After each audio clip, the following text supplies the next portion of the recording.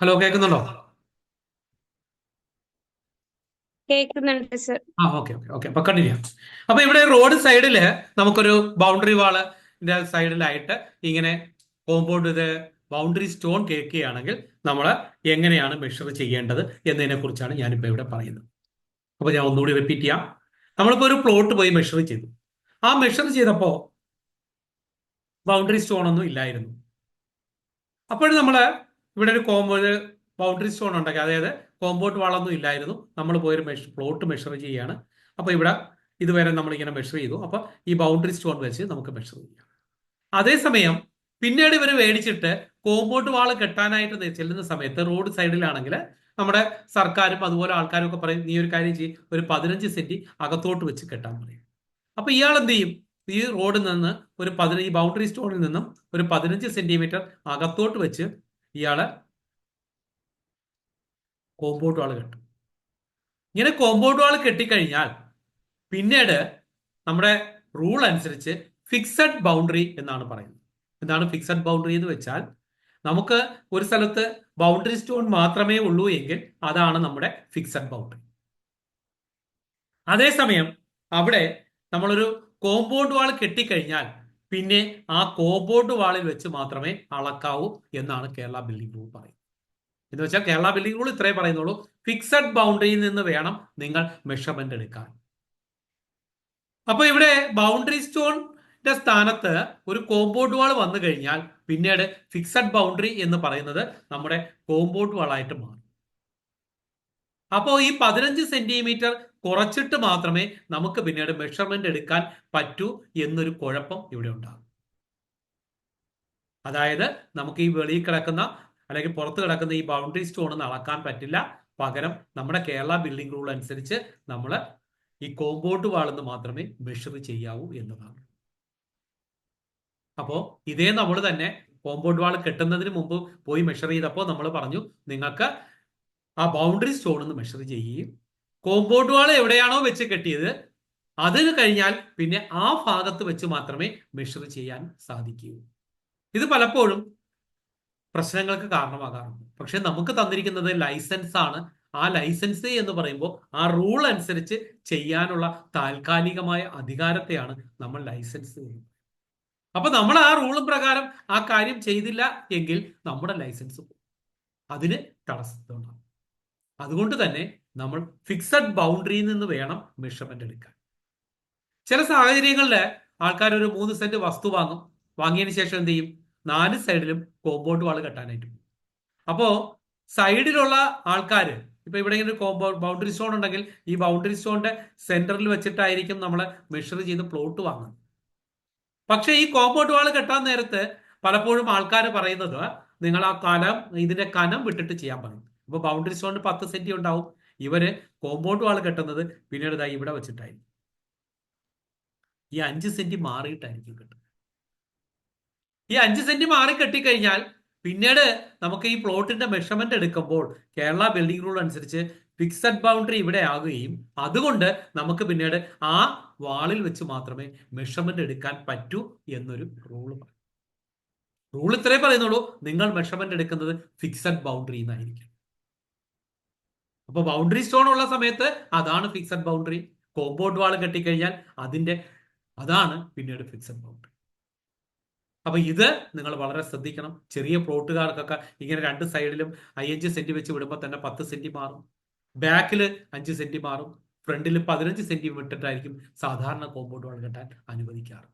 അങ്ങനെ വരുമ്പോൾ 4 സൈഡിലും കേരള ബിൽഡിംഗ് റൂൾ അനുസരിച്ച് ചെയ്യാൻ പറ്റുന്ന ബിൽഡിങ്ങിന്റെ വലിപ്പം കുറഞ്ഞു. അങ്ങനെ കുറയാതിരിക്കണമെങ്കിൽ നമുക്ക് ഫിക്സഡ് ബൗണ്ടറിയും നമ്മുടെ ഇതും കറക്റ്റ് ആയിരിക്കണം. അങ്ങനെ നമ്മൾ ചെയ്യണമെന്നോ അല്ലെങ്കിൽ ഇതെല്ലാം കഴിഞ്ഞതിന് ശേഷം മാത്രമേ ചെയ്യാവുള്ളൂ എന്ന് പറഞ്ഞ് നിങ്ങളത് കറക്റ്റ് ചെയ്യേണ്ടതാണ്.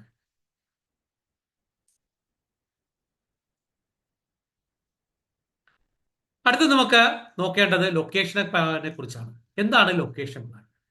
ശരിക്കും ഒരു ലൊക്കേഷൻ പ്ലാൻ കൊണ്ട് ഉദ്ദേശിക്കുന്നത് നമ്മുടെ പ്ലോട്ടിലേക്ക് നമുക്ക് കൃത്യമായിട്ട് എത്താൻ വേണ്ടിയിട്ടാണ് ലൊക്കേഷൻ പ്ലാൻ ഉപയോഗിക്കുന്നത്. സൈറ്റ് പ്ലാൻ കൊണ്ട് ഉദ്ദേശിക്കുന്നത് ആ സൈറ്റിലെ കറക്റ്റ് ലൊക്കേഷൻ, ആ സൈറ്റിൽ എവിടെയാണ് നമ്മൾ നമ്മുടെ ബിൽഡിങ്ങിൽ വെക്കുന്നത്, അതിലെ ഓരോ കാര്യത്തിന്റെയും കറക്റ്റ് ആയിട്ടുള്ള പൊസിഷനുകൾ മാർക്ക് ചെയ്യുക. ഇപ്പൊ സെപ്റ്റി ടാങ്ക്, സോപ്പിറ്റ്, നമ്മുടെ ഫ്രണ്ട് യാർഡ്, നമ്മുടെ ഡ്രൈവ് വേ, ഇങ്ങനെ എല്ലാ കാര്യങ്ങളെ കുറിച്ചും ആ ഒരു മെഷർമെന്റ് സഹിതം സ്കെയിലിൽ വരയ്ക്കുന്നതാണ് നമ്മുടെ സൈറ്റ് പ്ലാൻ കൊണ്ട് ഉദ്ദേശിക്കുന്നത്. എല്ലാത്തിന്റെയും കറക്റ്റ് പൊസിഷനും അത് വിത്ത് മെഷർമെന്റ്. ലൊക്കേഷൻ പ്ലാൻ എന്ന് പറയുന്നത് അത് സ്കെയിലിൽ വരയ്ക്കണമെന്നില്ല. എന്നാലും ലൊക്കേഷൻ പ്ലാനും ചില കണ്ടീഷൻസ് സാധാരണയായിട്ട് കൊടുക്കാറുണ്ട്. അത്തരത്തിലൊരു കണ്ടീഷൻസ് എന്തൊക്കെയാണെന്ന് നമുക്ക് നോക്കാം. ആദ്യത്തെ കണ്ടീഷനായിട്ട് പറയുന്നത് നമ്മുടെ ഒരു ജംഗ്ഷനായിരിക്കണം നമ്മൾ ഈ ലൊക്കേഷൻ പ്ലാൻ സ്റ്റാർട്ട് ചെയ്യേണ്ടത്. അപ്പൊ ഇവിടെ ഇതാണ് ഒരു ജംഗ്ഷൻ. ആ ജംഗ്ഷന് ഒരു പേരുണ്ടായിരിക്കണം, ഇല്ലെങ്കിൽ അവിടെ ഒരു പിൻ പോയിന്റ് ഉണ്ടായിരിക്കും. എന്താണ് പിൻ പോയിന്റ് എന്ന് വെച്ച് കഴിഞ്ഞാൽ, നമുക്കിപ്പോൾ ഇവിടെ കടവിൻകര ടെമ്പിൾ എന്ന് പറയുന്നതാണ് നമ്മുടെ പിൻ പോയിന്റ്. ഇല്ലെങ്കിൽ നമുക്ക് ഏതെങ്കിലും ബാങ്ക് ആകാം, അല്ലെങ്കിൽ ഒരു അംഗൻവാടി ആകാം, ഇല്ലെങ്കിൽ ഏതെങ്കിലും ചർച്ച ആകാം. ഇങ്ങനെ ഏതെങ്കിലും ഒന്ന് നമ്മൾ പിൻ പോയിന്റ് ആയിട്ട് നമ്മൾ മാർക്ക് ചെയ്യും.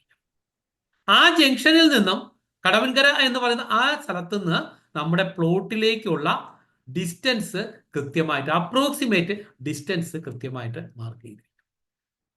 ആ റോഡുകൾ, നമ്മുടെ പ്ലോട്ടിലേക്ക് പോകുന്ന റോഡുകൾ ഏതിലേക്ക് പോകുന്നെന്നും അല്ലെങ്കിൽ എവിടത്തേക്ക് അവസാനിക്കുന്നുണ്ടെങ്കിൽ അത് എത്ര മാറി എൻഡ് ചെയ്യുന്നെന്നും കൃത്യമായിട്ട് മാർക്ക് ചെയ്തിരിക്കും. അപ്പൊ ഞാൻ ഒന്നുകൂടെ പറയാം. ഒന്ന്, ഒരു ജംഗ്ഷൻ ഉണ്ടായിരിക്കണം, അവിടെ നിന്ന് ഒരു പിൻ പോയിന്റ് ഉണ്ടായിരിക്കണം, അത് നമ്മുടെ പ്ലോട്ടിലേക്കുള്ള അപ്രോക്സിമേറ്റ് ഡിസ്റ്റൻസ് ഉണ്ടായിരിക്കണം, ആ റോഡുകളെല്ലാം എങ്ങോട്ട്, മെയിൻ റോഡുകളെല്ലാം എങ്ങോട്ട് പോകുന്നുണ്ടെന്നുണ്ടായിരിക്കണം, അതുപോലെ നോർത്ത് ഡയറക്ഷൻ മാർക്ക് ചെയ്തിരിക്കും. അപ്പൊ ഇത്രയും കാര്യങ്ങളാണ് നമുക്ക് ഒരു ലൊക്കേഷൻ പ്ലാനിൽ നമുക്ക് വേണ്ട കാര്യങ്ങൾ. അപ്പൊ ഞാൻ ലൊക്കേഷൻ പ്ലാനിൽ വേണ്ട കാര്യങ്ങൾ ഒന്നുകൂടി റിപ്പീറ്റ് ചെയ്യാം. ഒന്ന്, ഒരു ജംഗ്ഷൻ നമ്മൾ മാർക്ക് ചെയ്യാൻ ശ്രമിക്കണം, അല്ലെങ്കിൽ ഒരു പിൻ പോയിന്റ് നമ്മൾ മാർക്ക് ചെയ്തിരിക്കണം. ഇനി ആ പിൻ പോയിന്റിൽ നിന്നും നമ്മുടെ പ്ലോട്ടിലേക്കുള്ള ഡിസ്റ്റൻസ് അപ്രോക്സിമേറ്റ് ആയിട്ട് മാർക്ക് ചെയ്യണം. ഓരോ റോഡുകളും, മെയിൻ ആയിട്ടുള്ള റോഡുകൾ എവിടെ പോകുന്നു അല്ലെങ്കിൽ എവിടെ അവസാനിക്കുന്നു എന്ന് നോട്ട് ചെയ്യണം. അതുപോലെ നോർത്ത് ഡയറക്ഷൻ കൃത്യമായിട്ട് മാർക്ക് ചെയ്യണം. അപ്പൊ ഇത് നമുക്ക് ഫ്രീ ആയിട്ട് വരച്ചാൽ മതി. ഇന്നിപ്പോ ഗൂഗിൾ മാപ്പ് ഒക്കെ ഉള്ളത് കൊണ്ട് തന്നെ നമുക്കത് വളരെ ഈസി ആയിട്ട് ചെയ്യാൻ പറ്റുന്ന ഒരു കാര്യമാണ്. അപ്പൊ ഇത്രയും കാര്യങ്ങളായി കഴിഞ്ഞാൽ നമുക്ക് ഒരു സൈറ്റ് മെഷർമെന്റ് ചെയ്യുക എന്ന ഒരു ജോലി കഴിയും. ഇനി നമുക്ക് കുറച്ച് കാര്യങ്ങളിവിടെ ഉണ്ട്. എക്സിസ്റ്റിംഗ് ബിൽഡിംഗ് ഉണ്ടെങ്കിൽ അതിന്റെ വാർഡ്, വീട്ടു നമ്പർ, അല്ലെങ്കിൽ നിയറസ്റ്റ് വീടിന്റെ വാർഡോ വീട്ടു നമ്പറോ നമ്മൾ കളക്ട് ചെയ്യണം. ഇനി നമുക്ക് പ്രാക്ടിക്കലായിട്ടുള്ള ഇത്രയും കാര്യങ്ങൾ പഠിച്ചതിന് ശേഷമാണ് നമ്മൾ സൈറ്റിലേക്ക് പോകുന്നത്. സാധാരണ ഞങ്ങൾ അങ്ങനെയാണ് ഇവിടെ ചെയ്യാറ്. അതിനുശേഷം സൈറ്റിൽ കൊണ്ടുപോയിട്ട് എൻ്റെ തന്നെ ഒരു വർക്ക് നിങ്ങളെ കൊണ്ട് മെഷർ ചെയ്യിച്ച് അത് കറക്റ്റ് ചെയ്യുകയാണ് ചെയ്യുന്നത്. അപ്പൊ അത് നിങ്ങളുടെ പ്രാക്ടിക്കൽ സെക്ഷനിലേക്ക് വരുമ്പോൾ ഈ ഒരു കാര്യം നമുക്ക് ചെയ്യാം. അടുത്തതായിട്ട് നമുക്ക് നോക്കേണ്ടത് ക്ലയന്റുകളെ കുറിച്ചാണ്. ഇത് ശരിക്കും ഞാൻ പറഞ്ഞായിരുന്നു, നമ്മൾ 3 കാര്യങ്ങൾ നമ്മൾ പഠിച്ചിരിക്കണമെന്ന് പറഞ്ഞു. ഒന്ന്, നമുക്ക് പഠിച്ചിരിക്കേണ്ട ഫസ്റ്റ് കേസ് ഞാൻ പറഞ്ഞു, നമുക്ക് സോഫ്റ്റ്വെയറുകൾ പഠിക്കണം, ടെക്നിക്കലായിട്ട് കാര്യങ്ങൾ പഠിക്കണം. രണ്ടാമത്, സൈറ്റ് പോയി നമ്മൾ ഇതുപോലെ മെഷർ ചെയ്യാനായിട്ട് പഠിക്കണം. മൂന്നാമത്, മാർക്കറ്റിംഗ് അല്ലെങ്കിൽ നമുക്ക് വർക്ക് പിടിക്കുന്ന കാര്യങ്ങളൂടെ പഠിക്കും. എങ്ങനെയാണ് നമുക്കൊരു നല്ല ജോലി നേടാൻ സാധിക്കുന്നത്, അല്ലെങ്കിൽ നമുക്കൊരു വർക്ക് എങ്ങനെ നേടാൻ സാധിക്കും. അപ്പോ അത്തരത്തിലെ മൂന്നാമത്തെ കാര്യത്തെക്കുറിച്ച് നമുക്ക് ഇന്ന് പഠിക്കാം. Types of clients. എന്താണ് ടൈപ്സ് ഓഫ് ക്ലയൻസ് എന്ന് ചോദിച്ചാൽ, ഞാൻ ഇന്ന് കമ്പനി തുടങ്ങിയിട്ട് ഏതാണ്ട് 30 വർഷം കഴിച്ചു, 31ാമത്തെ വർഷം. അപ്പൊ ഈ 31 വർഷത്തിനിടയിൽ ഞാൻ കമ്പനി തുടങ്ങി കുറച്ചു കാലം കഴിഞ്ഞപ്പോൾ തന്നെ കുറെ കമ്പനികളൊക്കെ പൂട്ടിപ്പോയിട്ടുണ്ട്. എന്റെ കൂടെ തുടങ്ങി ഒരു 6 മാസത്തിനകത്ത് പൂട്ടിപ്പോയി, 1 വർഷത്തിനകത്ത് പൂട്ടി. ഈ കമ്പനികളൊക്കെ ഇങ്ങനെ ഇല്ലാതായി പോയതിന്റെ കാരണം വർക്ക് അറിഞ്ഞില്ലാത്തത് കൊണ്ടോ, അല്ലെങ്കിൽ അവർ സത്യസന്ധരല്ലാത്തത് കൊണ്ടോ, അവർ കള്ളത്തരം കാണിച്ചതുകൊണ്ടോ അല്ല. ഞാൻ ഇനി പറയാൻ പോകുന്ന ചില കാരണങ്ങളെ കൊണ്ടാണ് ഈ ഒരു കാര്യം സംഭവിച്ചത്. അത് നിങ്ങൾക്കുണ്ടാകാതിരിക്കണമെങ്കിൽ ഞാൻ ഈ പറഞ്ഞ കാര്യങ്ങൾ വളരെ ശ്രദ്ധാപൂർവം കേൾക്കുക. എന്നിട്ട് അത് മനസ്സിലാക്കിയതിന് ശേഷം സംശയങ്ങൾ ഉണ്ടെങ്കിൽ ചോദിക്കാം. എന്നിട്ട് വേണം നിങ്ങളത് ചെയ്യാനായിട്ട്. എന്തൊക്കെയാണ് ഞാൻ പറയാം. അതായത് എൻ്റെ അടുത്ത് വർക്ക് ചെയ്യണം എന്ന് പറഞ്ഞു വരുന്ന ആൾക്കാരെ ഞാൻ പലതായിട്ട് തിരിക്കാറുണ്ട്. ആദ്യത്തെ ആളിനെ ഞങ്ങൾ വിളിക്കാറ് ചീപ്പ് ക്ലയന്റ് എന്നാണ്. എന്താണ് ഈ ചീപ്പ് ക്ലയന്റ് എന്ന് നോക്കാം. എന്റെ കമ്പനിയിലേക്ക് ഡയറക്റ്റ് ആയിട്ട് ഒരാൾ വരുന്നു, വന്നിട്ട് പറയാണ് സാറേ ഒരു പ്ലാൻ വരയ്ക്കണം എന്ന് പറയുന്നു. അപ്പൊ ഞാൻ പറയുന്നു ഓക്കെ, ഞാനൊരു പ്ലാൻ വരയ്ക്കാനാണല്ലോ നമ്മൾ നിൽക്കുന്നത്. ഓക്കെ,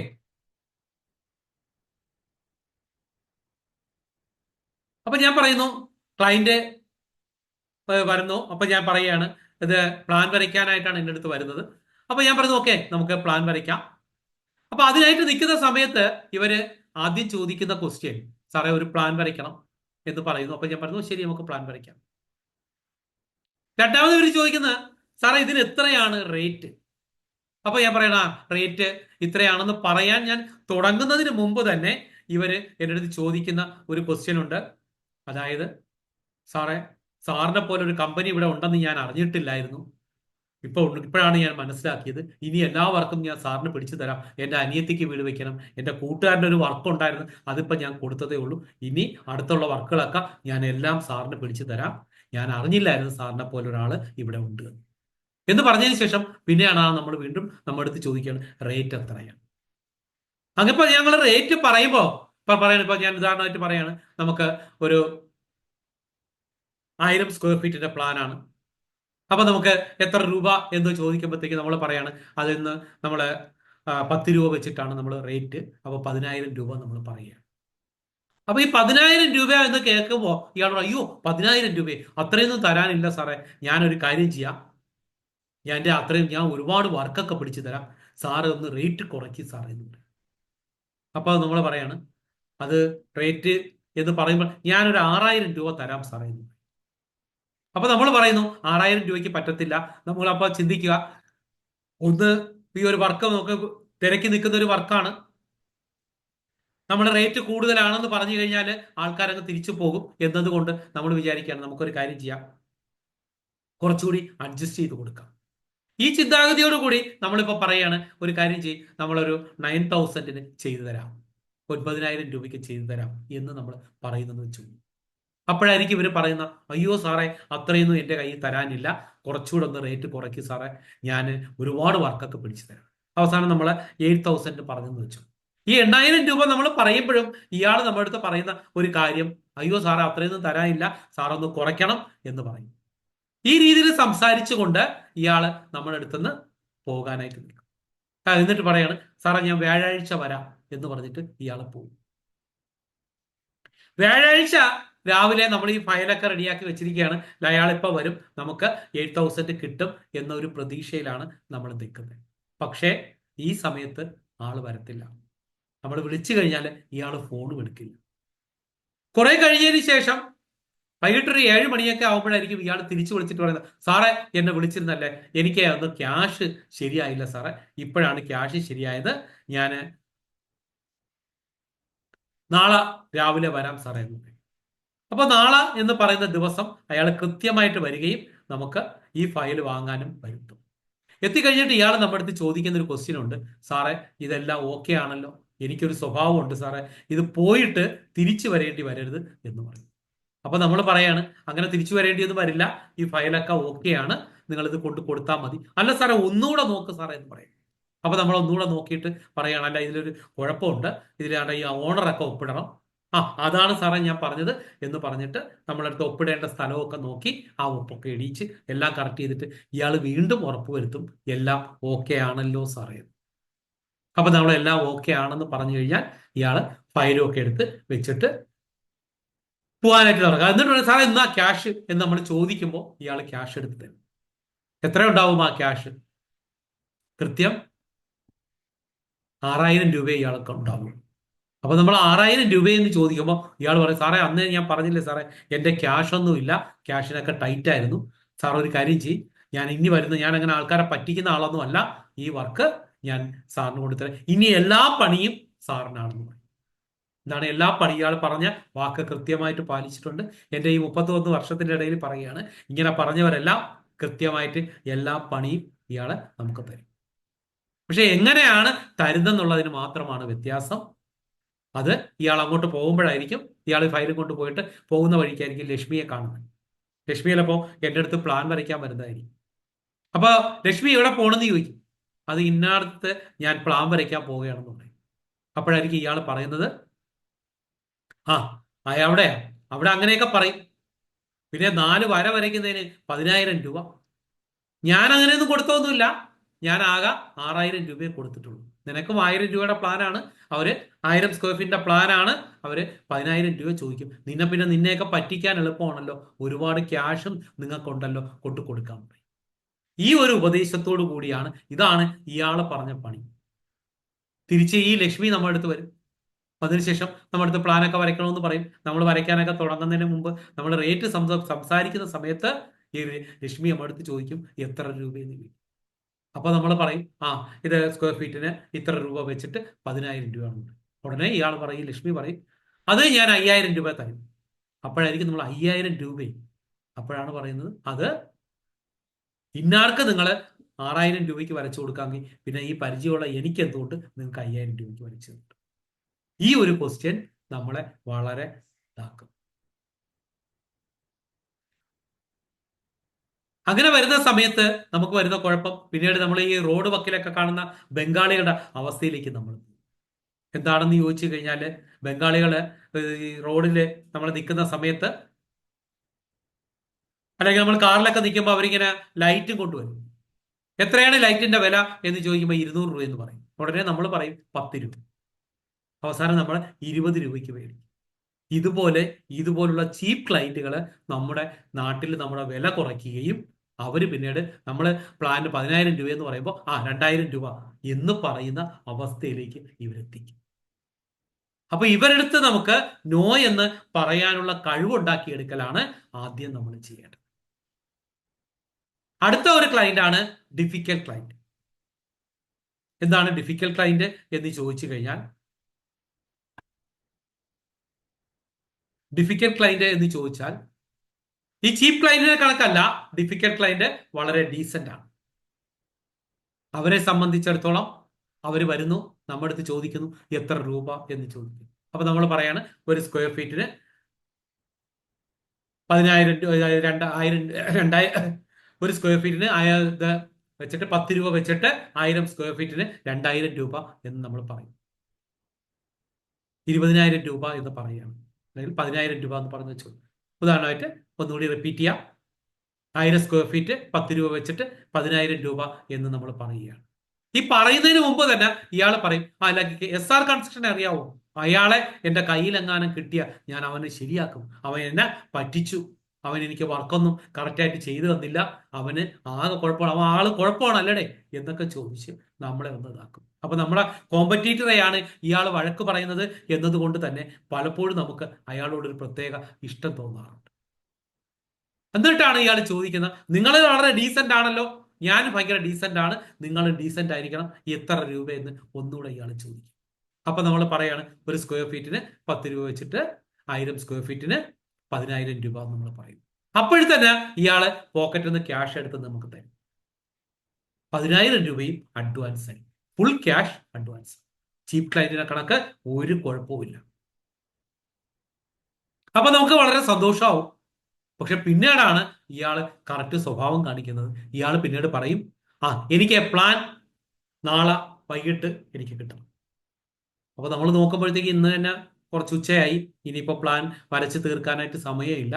പക്ഷെ ഇയാൾ പറയും, എനിക്ക് നാളെ വൈകിട്ട് തന്നെ പ്ലാൻ കിട്ടണം, എനിക്കിത് കൊടുത്തിട്ട് അവിടെ ഒരു കല്യാണമുണ്ട്, തൃശ്ശൂർ ഒരു കല്യാണമുണ്ട്, അപ്പൊ ഇവിടെ നിന്ന് ഒരു വണ്ടിയുണ്ട്, അതിലോട്ട് അങ്ങ് പോവുകയാണ്, പിന്നെ ഒരു 3 ദിവസം കഴിഞ്ഞേ വരുള്ളൂ, അതുകൊണ്ട് എനിക്ക് പ്ലാൻ വൈകിട്ട് കിട്ടിയാൽ എനിക്ക് പഞ്ചായത്തിൽ കൊണ്ട് കൊടുത്തിട്ട് പോകും എന്ന് ഇയാൾ പറയും.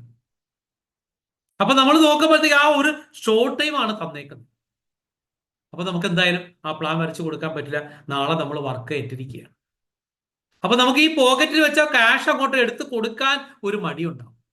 അതുകൊണ്ട് തന്നെ നമ്മൾ പറയുന്ന അതൊരു കാര്യം ചെയ്യും, ഞാൻ നോക്കട്ടെ, അല്ലെങ്കിൽ വിളിച്ചിട്ട് വാ, നമ്മൾ വിചാരിക്കാം അന്നാ കമ്പ്യൂട്ടർ കത്തിപ്പോയെന്നോ അല്ലെങ്കിൽ സ്റ്റാഫിന് സുഖമില്ലെന്നോ എന്തെങ്കിലുമൊക്കെ പറഞ്ഞിട്ട് അടുത്ത ദിവസം ആക്കാം എന്നതുകൊണ്ട് നമ്മൾ പറയും, നിങ്ങൾ വിളിച്ചിട്ട് വാ എന്ന് പറയും.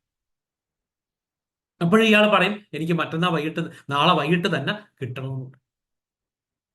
അപ്പൊ ഇവിടെ നമ്മൾ വിചാരിക്കുന്നത് എന്താണ്, ഇയാള് വരും, നമുക്ക് വിളിക്കുമ്പോൾ നമുക്ക് എന്തെങ്കിലും എക്സ്ക്യൂസ് പറയാം എന്ന ഒരു രീതിയിലായിരിക്കും നമ്മളൊരു പക്ഷേ നിൽക്കുന്നത്. പക്ഷേ അടുത്ത ദിവസം രാവിലെ നമ്മുടെ ഓഫീസിലെ സ്റ്റാഫ് വന്ന് ഇത് തുറക്കുകയാണ്. അപ്പോഴാണ് വന്നിട്ട് നോക്കുന്നത് സമയം 10:10 10 മണി എന്ന് എഴുതി വയ്ക്കും. 10:10 തുറക്കുന്നത്. ആർക്കും ഒരു കൃത്യനിഷ്ഠയൊന്നും ഇല്ല അല്ലേ, ഒരു ഉത്തരവാദിത്തമുള്ളവരല്ല അല്ലേ എന്ന് പറയും.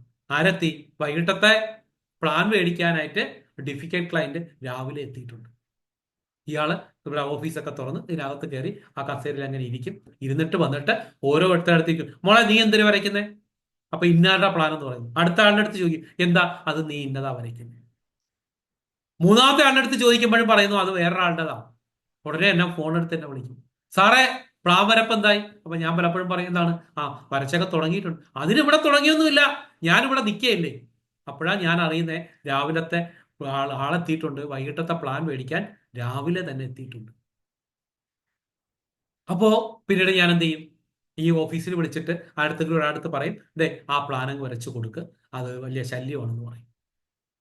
അപ്പൊ എൻ്റെ അടുത്ത് ഇവർ ചോദിക്കും, ഇന്നാരുടെ പ്ലാൻ വരയ്ക്കണ്ടേ? അത് ഞാൻ വിളിച്ച് പറഞ്ഞു കൊടുക്കാം, നീ ഒരു കാര്യം ചെയ്തങ്ങ് തീർത്തു തുടങ്ങും.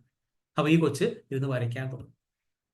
ഒരു 10 മണിയായി കഴിയുന്നുള്ളത് 11 മണിയാവും. 12 മണിയൊക്കെ ആവുമ്പോഴും ഇയാൾ ആ കസേരപ്പുറത്ത് തന്നെ അവിടെ ഇരിക്കും. ഇരിക്കുമ്പോഴായിരിക്കും രാജു എന്ന് പറഞ്ഞ ഒരാൾ കയറി വരുന്നത് നമുക്ക് പ്ലാൻ വരയ്ക്കാനായിട്ട്. അപ്പൊ ഈ രാജുവിനെ ചിലപ്പോൾ ഇയാൾക്ക് പരിചയം ഉണ്ടായിരിക്കും.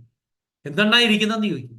അത് ഞാൻ ഇങ്ങനെ പ്ലാൻ വരയ്ക്കാൻ ഇവിടെ കൊടുത്തിരിക്കുകയാണ്, ഇല്ല കല്യാണത്തിനും എനിക്ക് പോകണമായിരുന്നു, ഞാൻ ഇവിടെ രാവിലെ തൊട്ട് വന്നിരിക്കുകയാണ്, വന്നപ്പോൾ വരപ്പൊന്നും തുടങ്ങിയില്ല, അതുകൊണ്ട് ഞാൻ പോവാതെ ഇവിടെ ഇരിക്കുകയാണ്, ഞാൻ പോയാൽ ചിലപ്പോൾ ഒരു മതിയാക്കിയാലോ, അതുകൊണ്ട് ഞാൻ ഇങ്ങനെ ഇരിക്കണം, ഇരുന്നിട്ട് മേടിച്ച് കൊടുത്തിട്ട് വേണം കല്യാണത്തിൽ പോകാൻ. അപ്പൊ ഈ രാജു പിന്നെ വിചാരിക്കും, ഇവിടെ കയറി ഇവിടെ എങ്ങാനും ഈ പ്ലാൻ വരപ്പ് കൊടുത്താൽ പിന്നെ ഞാൻ ഈ എപ്പോഴും ഇവിടെ ഇതേണൊക്കെ വന്നിരിക്കേണ്ടി വരും. അതുകൊണ്ട് ഈ രാജു പറയും, അയ്യോ അബദ്ധം പറ്റി കയറിയതാണെന്ന് പറഞ്ഞ് അയാൾ അങ്ങ് ഇറങ്ങിപ്പോകും. ഇങ്ങനെ നമുക്ക് നല്ല മാർക്കറ്റിംഗ് ഒക്കെ നടത്തി ഇയാൾ നമ്മുടെ ഓഫീസിനകത്ത് അങ്ങനെ ഇരിക്കും. അവസാനം 1 മണിയായി, 2 മണിയൊക്കെ ആകുമ്പോഴത്തേക്ക് നമ്മുടെ സ്റ്റാഫിനൊക്കെ വിശന്നു തുടങ്ങും.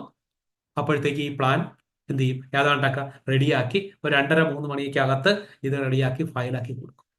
കൊടുക്കുമ്പോഴത്തേക്ക് ഇയാൾ പറയുന്നത് ഇതുകൊണ്ട്, അത് ഞാൻ ക്യാഷ് നിങ്ങളുടെ മുതലാളിയുടെ ഒക്കെ കൊടുത്തിട്ടുണ്ട്, ഞാൻ അങ്ങനെ കടം പറയുന്നവനൊന്നുമല്ല, എന്തായാലും ഞാൻ വളരെ സന്തോഷം എന്ന് പറഞ്ഞ് ഇയാൾ ഈ ഫയലും പിടിച്ച് ഇയാൾ പോകും. അപ്പൊ ഇയാൾക്ക് വേറൊരു പ്രത്യേകത ഉള്ളതെന്ന് വെച്ച് കഴിഞ്ഞാൽ ഇയാളൊരു പൊങ്ങച്ചക്കാരനും കൂടിയായിരിക്കും. ഇയാൾ നേരെ പഞ്ചായത്തിൽ ചെന്ന് കഴിയുമ്പോൾ അവിടെ ഈ ഓവർസീറൊക്കെ ഇത് കാണിക്കണമെന്നൊരുണ്ട് ഫയല്. ഇയാൾ എന്ത് ചെയ്യും? നേരെ കൊണ്ടുപോയിട്ട് ഈ മേശപ്പുറത്ത് ഈ ഫയലും കിട്ടും. ഇട്ടിട്ട് ഇയാൾ പറയും, ഞാനില്ല, ഭാസ്കരൻ്റെ അടുത്ത് പറഞ്ഞിട്ടുണ്ട്, നിങ്ങളെ പഞ്ചായത്ത് പ്രസിഡന്റ് അല്ല, അവന് ഞാനിവിടെ ഒരുമിച്ച് പഠിച്ചതാണ്, അവൻ നിന്റെ അടുത്ത് പറഞ്ഞിട്ടില്ലായിരുന്ന. അപ്പൊ ഇത് കേൾക്കുമ്പോഴേ അവിടെ ഇരിക്കുന്ന സ്റ്റാഫിന് ഒട്ടും ഇഷ്ടപ്പെടില്ല. കാര്യം അവരെ സാറേ എന്ന് വിളിക്കുന്ന ഒരാളെ വളരെ ബഹുമാനം ഇല്ലാതെ സംസാരിച്ചത് കൊണ്ട് ഇവരെന്ത് വിചാരിക്കും, പറഞ്ഞിട്ടുണ്ട്, എല്ലാം ശരിയാക്കി തരാൻ പറഞ്ഞിട്ടുണ്ടെന്ന് പറയും. എന്നിട്ട് എന്ത് ചെയ്യും? ഇതിങ്ങനെ എടുത്തു വെച്ച് നോക്കും, എന്തെങ്കിലും മിസ്റ്റേക്കുകൾ കണ്ടുപിടിക്കും. അങ്ങനെ നോക്കുമ്പോഴായിരിക്കും 3.00 എന്ന് എഴുതിയതിന് പകരം ആ കുത്ത് തെളിഞ്ഞിട്ടില്ല. അപ്പൊ ഇയാളെ അടുത്ത് കാണിക്കണ്ട, 300 എന്നാ എഴുതിയേക്കുന്നത്, ഇവിടെ 3.00 അല്ലേ, 3.00 അല്ലേ, അതുകൊണ്ട് പോയി കുത്തിട്ടിട്ട് കൊണ്ടുവന്നാൽ ഞാൻ അപ്പ ക്ലിയർ ചെയ്ത് തരാം. അപ്പൊ ഇവര് ഇത് കുത്തിടിക്കാനായിട്ട് ഞങ്ങളുടെ അടുത്ത് കൊണ്ടുവരും. അപ്പൊ നിങ്ങൾക്ക് അറിയാമായിരിക്കും, ചിലർക്ക് പെർമിറ്റ് പ്ലാൻ വരച്ചു കൊടുത്തവർക്ക് അറിയായിരിക്കും, ഒരു പ്ലാൻ റിട്ടേൺ വന്നാൽ മാത്രമേ നമുക്കിത് കറക്റ്റ് ചെയ്യാൻ പറ്റത്തുള്ളൂ. ഇത് റിട്ടേൺ വന്ന് ഇതിൻ്റെ അടുത്ത് കുത്തുവിട്ട് തിരിച്ചു കൊടുക്കുമ്പോഴത്തേക്ക് ഇത് ഒരുപാട് ടൈം എടുക്കും. ഇന്നിപ്പോൾ ഓൺലൈൻ ആണെങ്കിൽ പോലും അതുപോലുള്ള എന്തെങ്കിലും കൊച്ചു കൊച്ചു കറക്ഷൻസ് പറഞ്ഞുകൊണ്ട് തിരിച്ചു വരത്തക്ക രീതിയിലുള്ള പെരുമാറ്റമായിരിക്കും ഇവരെന്ന് പറയുന്നത്. ഇത് പലപ്പോഴും നമുക്ക് പ്രശ്നങ്ങൾ ഉണ്ടാക്കും. ഇങ്ങനെ ഒരു 3-4 പ്രാവശ്യം ഇട്ട് നടത്തിക്കാതെ ഇയാളെ കുഴപ്പം കൊണ്ട് ഓഫീസിൽ നിന്ന് ശരിയാക്കി കൊടുക്കത്തില്ല. അപ്പോൾ ഒരു 3-ാമത്തെ പ്രാവശ്യം അല്ലെങ്കിൽ 4-ാമത്തെ പ്രാവശ്യം ഇയാൾ നമ്മുടെ ഓഫീസിലേക്ക് വരുന്ന ആ ഒരു വരവ് നേരത്തെ പറഞ്ഞ കണക്ക് ആദ്യം വന്നപ്പോൾ ഇയാൾ SR കൺസെഷനെ വിളിച്ചതിനേക്കാൾ വളരെ മോശമായിട്ടായിരിക്കും വിളിക്കുന്നത്. ഇനി ഇയാളെ വർക്കെങ്ങാനും ഞാൻ കോൺട്രാക്ട് എടുത്താനുള്ള അവസ്ഥ കൂടി ഞാൻ പറയാം. എൻ്റെ അടുത്ത് വിളിച്ചിട്ട് ചോദിക്കും, സാറേ ആ വർക്കിന്റെ ഞാൻ ഞായറാഴ്ച രാവിലെ 7 മണിക്കാണ് കുറ്റിയടിക്കാനുള്ള സമയം എടുത്തേക്കുന്നത്. അത് എന്തിനാണെന്ന് അറിയാമോ? 7 മണിക്ക് കുറ്റിയടി എന്ന് പറയുന്ന ഒരു 8-9 ആകുമ്പോഴത്തേക്ക് നമുക്ക് കല്ലിടണം. അപ്പൊ സാർ ഒരു വണ്ടിയും കൂടെ വിളിച്ചിരുന്നാൽ നമുക്ക് അപ്പം തന്നെ തോണ്ടിയിട്ട് കല്ലിടാം. കല്ലിട്ട് സാർ പെട്ടെന്ന് ഇത് മാർക്ക് ചെയ്യാമെങ്കിൽ ഉച്ച തൊട്ട് നമ്മൾ വാനം തോണ്ടിയ വൈകിട്ടാകുമ്പോൾ കറക്റ്റ്. അടുത്ത ദിവസം നമുക്ക് PCC ചെയ്യാം. അതിന്റെ അടുത്ത ദിവസം 2 ദിവസം പാറകെട്ട്, അതിന്റെ മുകളിൽ മണ്ണിടല്, പിന്നെ കട്ടകെട്ട്, എല്ലാം കൂടെ നമുക്കൊരു 10 ദിവസം ഉണ്ടെങ്കിൽ ഇത് വാർത്തിടാം. അപ്പോൾ നമ്മൾ വിചാരിക്കും ഇയാൾ ചുമ്മാ തമാശയ്ക്ക് പറയാണ്. പക്ഷെ ഇയാള് നേരത്തെ അന്ന് ഓഫീസിൽ വൈകിട്ടത്തെ പ്ലാന് രാവിലെ വന്ന് നിന്ന കണക്ക് ഈ പറയുന്ന 10 ദിവസം കൊണ്ട് ഇയാൾ ഈ വർക്ക് നമ്മളെ കൊണ്ട് ചെയ്യിക്കുകയും ചെയ്യും. ഇനിയോ അർജന്റായിട്ട് നമ്മൾ ചെയ്യുന്ന സമയത്ത് പല മിസ്റ്റേക്കുകളും ഉണ്ടാകും. ഇതൊന്നും ഇയാൾ ക്ഷമിക്കാൻ തയ്യാറാണ്. ഇതുപോലെ തന്നെ ഇപ്പൊ തേക്കിന്റെ ഡോറൊക്കെ ആയിരിക്കും വെക്കുന്നതെന്ന് വെച്ചോളൂ. ഈ റോട്ടെ പോണ വരുന്നെങ്കിൽ കുഞ്ഞുനാട്ടെ കണ്ട ഇത്രയും നല്ല തേക്കിന്റെ ഡോറിൽ ഇവിടെ ആരെങ്കിലും വീട് വെച്ചിട്ടുണ്ട്? കണ്ട, ഇത് നല്ല കൂപ്പ് തേക്കാണ്. അപ്പൊ ഇയാൾക്ക് റോഡേ പോണവനെ വിളിച്ചോണ്ട് വന്നുകൊണ്ട് ആ ദേഷ്യത്തിൽ ഇവ ഇങ്ങനെ നോക്കിയിട്ട് വരുന്നതുകൊണ്ട് അവിടെ കണ്ട ഒരു ചെറിയ കേട് കണ്ട. ഇത് എവിടെ കിടന്ന പഴയ തടി എടുത്തുകൊണ്ട് വന്നതാണ്, നിങ്ങളെ പറ്റിച്ചതാണ്. പിന്നീട് ഞങ്ങൾ ചെല്ലുമ്പോഴത്തേക്ക് ഇയാൾ തുള്ളിക്കൊണ്ടിരിക്കും, എനിക്ക് ആകെ നാണക്കേടായി പോയി, ഈ തടികൾ മൊത്തം മാറ്റുക, അഴുക്ക തടി കൊണ്ട് വെച്ച് എനിക്കിതെല്ലാം മാറ്റണം. ഇങ്ങനെ ഓരോരോ പ്രശ്നങ്ങൾ എവിടെന്നെങ്കിലും പോയി മേടിച്ചുകൊണ്ട് വന്നിട്ട് ഇത് മൊത്തം ക്ലയൻസ് ആയതിൻ്റെ അയാള് ഈ പറയുന്ന നമ്മളെ പോലുള്ള മണ്ടയ്ക്ക് വെക്കുന്ന ഒരു കൂട്ടം ക്ലയന്റ് ഉണ്ട്. ഇവരെയാണ് ഡിഫിക്കൽട്ട് ക്ലയന്റ് എന്ന് വിളിക്കുന്നത്. അങ്ങനെ ഡിഫിക്കൽട്ട് ക്ലയന്റിനെ നമ്മൾ ഒഴിവാക്കണം എന്നുള്ളതാണ് നമ്മൾ മനസ്സിലാക്കേണ്ട അടുത്തൊരു കാര്യം. ഓക്കെ, അടുത്തതായിട്ട് നമ്മുടെ അടുത്ത് വരുന്ന ഒരു ക്ലയന്റ് ആണ് എഡ്യൂക്കേറ്റഡ്. അപ്പൊ ഞാൻ ആദ്യം പറഞ്ഞു ചീപ്പ് ക്ലയന്റിനെ കുറിച്ച് പറഞ്ഞു. ചീപ്പ് ക്ലയന്റ് നമുക്ക് വില കുറച്ച് വിൽക്കണം എന്നാണ് പറയുന്നത്. അവര് നമ്മളെ റേറ്റ് കുറച്ച് മേടിച്ചിട്ട് നാട്ടിൽ മൊത്തം പാട്ടാക്കും, നമുക്ക് ഇത്ര രൂപയെ റേറ്റ് ഉള്ളൂ. ഡിഫിക്കൽട്ട് ക്ലയന്റ് റേറ്റൊക്കെ നമുക്ക് തരും, പക്ഷെ വർക്ക് ചെയ്യുന്ന സമയത്ത് ഇല്ലാത്ത കുറ്റങ്ങളും ഇല്ലാത്ത കുറവുകളൊക്കെ പറഞ്ഞ് നമ്മളെ എപ്പോഴും സ്ട്രെസ്ഫുൾ ആക്കും. ഇപ്പൊ രാവിലെ തലേ ദിവസം രാവിലെ പണിക്കാരെ നിർത്തുന്നതിന് അവിടെ ഇന്നേ എന്നെ വിളിക്കും, ഇന്ന് രാവിലെ വിളിക്കും, സാറേ നാളെ രാവിലെ പണിക്കാർ വരുമല്ലോ, എനിക്ക് ഒരു കല്യാണം ഉണ്ട്, സാർ വരുമെന്ന് ഉറപ്പിച്ച് പറയാനോ, ഞാൻ കല്യാണത്തിൽ പോകാൻ നിൽക്കുകയാണ്. 10 മണിയാകുമ്പോൾ ഇയാൾ വീണ്ടും വിളിക്കും, സാറേ ഇല്ല വണ്ടി പോവുകയാണ്, ഞാൻ കയറിയിട്ടില്ല, രാവിലെ എത്തണം. മിക്കവാറും വൈകിട്ട് 5 മണിയാകുമ്പോൾ വിളിക്കും, സാറേ ഞാൻ ഇവിടെ ഉണ്ട് കേട്ടാ, രാവിലെ എത്തുമല്ലോ. രാത്രി 9 മണിയാകുമ്പോൾ കിടക്കുന്നതിന് മുമ്പ് ഒന്നുകൂടെ, സാറേ ഞാൻ ഒന്ന് ഓർമ്മിപ്പിച്ചതാണ്, രാവിലെ പണിക്ക് എത്തുമല്ലോ, ഞാൻ വെയിറ്റ് ചെയ്യണം. അടുത്ത ദിവസം രാവിലെ എഴുന്നേക്കുന്നത് തന്നെ ഇയാളെ ഫോൺ കോൾ വെച്ചിട്ടായിരിക്കും. അപ്പോഴത്തേക്ക് ഞങ്ങൾ പറയാം അയാളെത്തും, ഞാൻ പറഞ്ഞിട്ടുണ്ട് എല്ലാം ശരിയാണെന്ന് പറയും. ഒരു 8:30 ആകുമ്പോഴത്തേക്കാണ് ഇയാൾ വീണ്ടും വിളിക്കും, ആളെത്തിയില്ലല്ലോ. അപ്പോഴായിരിക്കും ഞങ്ങൾ വിളിക്കുമ്പോൾ പറയുന്ന ജോലിക്കാരൻ പറയുന്നത്, അത് സാറേ ഞാൻ ഇങ്ങോട്ട് വരുന്ന വഴിക്ക് അവിടെ ഒരു ആക്സിഡന്റ് പറ്റി, അതുകൊണ്ട് അവന്റെ കൂടെ ഉള്ളവന്റെ കാല് മുറിഞ്ഞ് ഞാൻ ആശുപത്രിയിൽ പോയി, അതുകൊണ്ട് ഇന്ന് ഞങ്ങൾ വരുന്നില്ല എന്ന് പറയും.